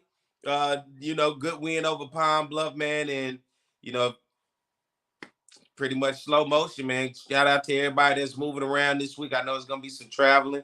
Southern fans supposed to be over at Jacksonville, Florida, and I don't know how many FAMU fans. I'm interested that FAMU game being in Houston. That's a big brand to take into the city of Houston. That's what I'm starting to like about what we see now. Taking that FAMU brand and putting it in Houston, in Texas. I want to see what that's going to do for them. Will that open up a door of recruiting? I know they got Florida on lock. Will that open up something? Somebody said, will I be at UAPB homecoming? I'm kind of in a conundrum. One of my partners just literally told me yesterday, hop in the car with me Friday. He said, hop in there with me. So, but now I'm straight. I just went to Pine Bluff 2 weeks ago. I was straight on it. I'm good on it. I got one Pine Bluff trip in me every 2 years, and I about wasted that one. Oh my goodness, that's crazy. Hey man, everybody listen. out there, you know, follow me. I do the Jaguar Journal on Saturday. You know, if you just want the straight Southern talk, we do that too. And also my On the Yard page, if you want to go back and just look at whatever, it's all about the schools, all the HBCU football. So you can go and look at On the Yard Sports, and you can follow me on the Jaguar Journal. I also do another show that I haven't really promoted that much on here with Roger Kadar, legendary National Hall of Fame baseball coach out of Southern. Does a lot of consulting work with the MLB. So he and I do a show called Chopping It Up with Kadar. So if y'all just want to hear more of me or support, man, those are the ways to do it. Chopping It Up with Roger Kadar, On the Yard Sports, and the Jaguar Journal, and right here on Outspoken, man. I'm trying to put in some work. So one day when we look back at this guy, they say, man, y'all was putting in that work. Man, putting it in. Consistency pays. Gotta start somewhere. So yeah, those are things that's going on, man. And as always, I want to say, man, I love meeting people when they walk up to me. I told you what I get all the time. Now it's either behold, I've been looking for you, nigga, or you know, like that's what I get now. It's just it is what it is, right? That's what I get. So thank you to everybody that I get a chance to meet, that support and watch the show, man. You don't know how much that means to know that y'all really take the time. You could be doing a million other things, man. But when you take the time to sit here and listen to us, man, and, you know, I'm not saying I'm always right. I know I'm not. But everybody's entitled to opinion. That's the beauty of calling in to give your opinion, because these are the conversations I love to have. This is the old school barbershop right here. You know, everybody go in and everybody have something to say. You know what a barbershop talk like when the Cowboys come up, don't you? Yeah. Somehow we always come up. Somehow we always come up. Oh, I'm always in there. Yeah. Fighting. I'm always in there fighting. Listen, I'm always gonna rap. You know what I'm saying? I'm always gonna rap. But you know, they looking like ass right now. But you know, I'm always gonna rap. So it is what it is. But for me, guys, listen, you already know what it is. A lot of stuff coming down the pipe. Like I said, possibly having Hugh Jackson on here tomorrow. Trying to make a segment with that. Hugh Jackson coming back week to week to talk about what's going on at Grambling and things like that. So we'll see how that goes. Wednesday, you already know, Mike Reed gonna be in the building. It's gonna be obsolete soon, bro. It ain't gonna. You gonna have to change the name. Ain't nobody caring about them no more. That's about to be down in the valley. That's what it's about to be called. And listen, man, Friday. Got my new show up. We bumped them up from off script 2 to off script 1. Pre-snap read, FAMU guys, Jay, Robin, bringing you their flair and their flavor, man. It's gonna be some good football. Oh, good tackle, Marquise Bell. What a freaking tackle, Marquise. Come on. That's what that boy does. He makes tackles. God almighty, that was a huge tackle on the freaking goal. Man, huge. I'm sorry. That's why I It's all good, man. We see your passion and your love, man. That's the damn Dallas Cowboys. I be in the house acting a plum fool, boy. I be in the house acting a plum fool. But listen, until next time, you know what I'ma do. I'ma holler. God bless. We better get this damn game. That's all I know.